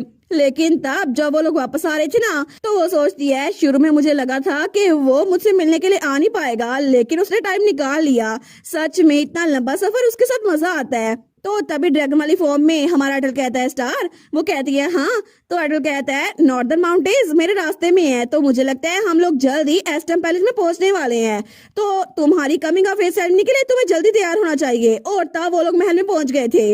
लेकिन तब हमें थोड़ी देर बाद का सीन दिखा रहता है जहाँ पे ड्यूक और कालीतूस दोनों कहते हैं ओ माय गुडनेस, तुम तो आज बहुत ही ज्यादा खूबसूरत लग रही हो। और हमारी बेटी वो तो बहुत ही ज्यादा प्यारी लग रही थी। तो तब वो स्माइल करते हुए कहती है सच में मैं प्यारी लग रही हूँ। तो उसका डैड कहता है बिल्कुल, 2 साल इतनी जल्दी गुजर गए, मेरी बेटी अब एक अडल्ट बन गई है। तो हमारी बेटी कहती है क्या आप भूल गए कि उन 2 सालों में आप इतनी बार मुझे विजिट करके आए थे। लेकिन तभी बाहर से आवाजें आ रही थी। तो वो कहती है लगता है बहुत सारे लोग मेरा इंतजार कर रहे हैं। ड्यू कहता है बिल्कुल, आज सब लोग यहाँ पर इसलिए जमा हुए हैं ताकि तुम्हारी सेलिब्रेशन में तुम्हें कांग्रेचुलेशन कह सके और मैंने सबको इन्वाइट किया है, नोबल्स को भी विलेजर्स को भी। और इसी वजह से वो उसकी तरफ हाथ बढ़ाते हुए कहता है मैं नहीं चाहता कि हम गेस्ट को इंतजार करवाएं, तो चलो चलते हैं। तो बेटी कहती है जी बिल्कुल। और तब दरवाजा खुलता है और तब वो लोग वहाँ आए थे। लेकिन सब लोग कहते हैं कांग्रेचुलेशन माय लेडी, हम आपको कमिंग ऑफ एज सेरेमनी में हैप्पीनेस विश करते हैं। और तब अपने भाई और फादर के साथ वहाँ पर आई थी। लेकिन वहाँ पे सारे लोग थे, फ्रेडरिक, उसके बटलर जोआना, वहाँ पे सारे नाइट्स भी थे, उसकी मेट्स भी थी और वो दोनों ट्विंस भी थे। तो सब लोग कहते हैं हम आपको ब्लेस्ड पाथ उसके बारे में विश करते हैं। लेकिन हमारे सोचती है मुझे लगा नहीं था कि सब लोग यहाँ पे शामिल होंगे, लेकिन यहाँ पे ये जो फूल लेकर आए ये तो नॉर्थ में नहीं मिलते। वो सोचती है थैंक यू सो मच सबको। और उसके बाद वहाँ पर एक ग्लास था जिसके अंदर कोई चीज थी। तो ड्यूक कहता है अब तुम एलेक्सर ऑफ ग्रोथ पियोगी तो इस तरह तुम बिल्कुल एक अडल्ट बन जाओगी। लेकिन तभी वो उस एलेक्सर को पीती है और सब लोग उसके लिए क्लैपिंग कर रहे थे। और जैसे ही वो उसको खत्म करती है ना उसके हाथ में सिग्नम वो वाइब हो रहा था। वो कहती है मेरा सिग्नम। तो ड्यूक कहता है कांग्रेचुलेशन माय बेबी, क्योंकि अब तुम्हारी कमिंग ऑफ एज सेरेमनी पूरी हो चुकी है और तुम अपने सिग्नम को आसानी से छुपा सकती हो। तो तब वो कहता है फ्रेडरिक और कैस्ट्रो को लेके आओ क्योंकि अब हम बैकवर्ड को ऑफिशियली शुरू करते हैं। वो कहता है जी और ग्रेस। लेकिन तभी वहाँ पे कोई आता है। वो कहता है 1 मिनट रुके। तो ड्यूक वहाँ पर देखते हैं तो वहाँ पे कोई भर रहा था। तो बेटी भी वहाँ पर देखती है तो वहाँ पे और कोई नहीं, हमारा किंग था, हमारा एयरटेल। वो कहता है बैंक्वेट स्टार्ट होने से पहले मुझे कुछ कहना है। और तब वो हमारी बेटी के सामने झुकता है और हमारी बेटी तो उसको देखी जा रही थी, वो उसको बड़े प्यार से देख रही थी। तो हमारा हीरो कहता है बेटी एलेस्लान क्या तुम मुझसे शादी करोगी। और उसके सामने वो रिंग खोलता है। लेकिन तभी बेटी उसको देखती है। वो कहती है एयरटेल। तो सब लोग बातें कर रहे थे सच में किंग हमारी डचेस को प्रपोज कर रही हैं। तो हमारी बेटी उसको देखती है और तभी वो स्माइल करती है। वो कहती है सच में क्या मुझे इसका जवाब देना अभी जरूरी है। लेकिन तभी वो उसका हाथ पकड़ती है और अपनी तरफ खींचती है और तभी उसने हमारे एयरटेल को किस कर लिया था। तो तभी सब लोग क्लैपिंग करते हैं। लेकिन तभी वो पीछे वो कहती है क्या इससे तुम्हारे सवाल का जवाब मिल गया। तो एयरटेल तो ब्लश किया जा रहा था। वो कहता है किया। लेकिन तब वो कहती है अब मैं एक अडल्ट हूँ तो इससे कोई मसला नहीं होगा है ना। लेकिन तभी दूर दूसरी तरफ खड़े ड्यूक और कालीतूस को तो बड़ा गुस्सा आ रहा था। ड्यूक चिल्ला कहता है अभी उस रेप्टाइल को पकड़ लो। तो कालीतूस कहता है गोल्डन लाइन ऑर्डर, जल्दी करो उस रेप्टाइल को पकड़ो। तो बेटी कहती है एयरटेल अब हम क्या करें, मुझे लगता है कि ये लोग हमें जल्दी पकड़ लेंगे तो फिर बड़ा मसला हो जाएगा। लेकिन ड्यूक और कालीतूस तो चिल्लाए जा रहे थे। तो तब हमारा एयरटेल बेटी को पकड़ते हुए कहता है इस बारे में क्या ख्याल है, हमें यहाँ से भाग जाना चाहिए। तो तब वो लोग आगे भाग रहे थे तो पीछे से कालीतूस कहता है तुम लोग क्या कर रहे हो, वो बुशी टेल को चुरा के लेके जा रहे हैं, जल्दी करो उसके पीछे चलो। तो वो नाइट्स कहती है लेकिन वो तो हिज मैजेस्टी है ना, हम उनके पीछे कैसे जा सकती हैं। तो कालीतूस कहता है तुम लोग नहीं जाओगे तो मैं चला जाता हूँ। तो तभी हमारी बेटी कहती है एयरटेल लेकिन क्या ये इम्पॉसिबल है कि मैं हेड ऑफ द हाउस और क्वीन दोनों एक साथ बन जाऊं। वो कहता है ला ने तो कभी ये अलाउ नहीं किया, लेकिन मैं सोच रहा था कि इसको चेंज कर दूं। वो कहती है क्या कानून को चेंज कर सकते हैं, क्या ये पॉसिबल है? वो कहता है बिल्कुल, हमने किंग ऑफ द नेशन उसको ओवरथ्रोन कर दिया है। तुम्हें लगता है कि लॉ चेंज करना थोड़ा मुश्किल होगा? और वैसे भी अगर मैं तुमसे शादी ना कर पाया तो किंगडम के लिए बहुत बड़ा मसला हो जाएगा। वो कहती है देखो तुम फिर से कहना शुरू हो गए। लेकिन वो कहता है मैं सच में अभी के लिए कैपिटल जाना चाहता हूँ और मैं मेक श्योर करूंगा कि मेरी स्टार को कभी भी कुछ गिव अप ना करना पड़े। तो हमारी बेटी उसी को देख रही थी, लेकिन तभी उसकी नजर पीछे अपनी मोम की पेंटिंग पे पड़ती है जिसके पास कोई खड़ा हुआ था। तो वो कहता है मैं मेरी स्टार को हमेशा चेरिश करूंगा। और वहां पे वही व्हाइट स्क्विरल थी। तो हमारा हीरो तो कहीं जा रहा था, तुम्हें हेड ऑफ द हाउस बनना है या फिर एक मर्चेंट बनना है, तुम्हें जो कुछ बनना है मैं तुम्हें बनने दूंगा क्योंकि मैं इस समय तुम्हारे साथ हूँ। और तभी व्हाइट स्क्विरल उसको देखकर स्माइल करती है। वो कहती है तुमने अच्छा काम किया बेटी एलस्लान। तो हमारी बेटी उस स्क्विरल को देखती है। तो हमारा हीरो कहता है अगर हम अभी उड़ के गए ना तो हम कैपिटल में थोड़ी देर में पहुंच जाएंगे। लेकिन तभी हमारी बेटी कहती है ठीक है एटल, तो चलो हम लोग कैपिटल चलते हैं। तो एटल भी उसको बड़े प्यार से देखता है और तभी वो अपने पंख निकालता है और कहता है ठीक है तो फिर हम ऐसे ही करेंगे। लेकिन तभी वो वहां से उसको लेके उड़ रहा था। तो ड्यूक और कालितोस कहते हैं किया उन लोगों को तो बहुत ही जरा गुस्सा आ रहा था। वो कहते हैं वो रेप्टाइल, उसकी इतनी हिम्मत, जल्दी करो उसके पीछे चलो।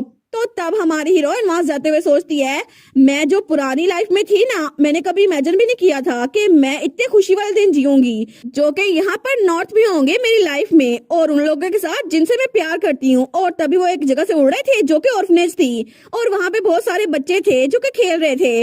वो कहती है ऑर्फनेज तो सच में खत्म हो गया है, मुझे बहुत ज्यादा अच्छा लग रहा है।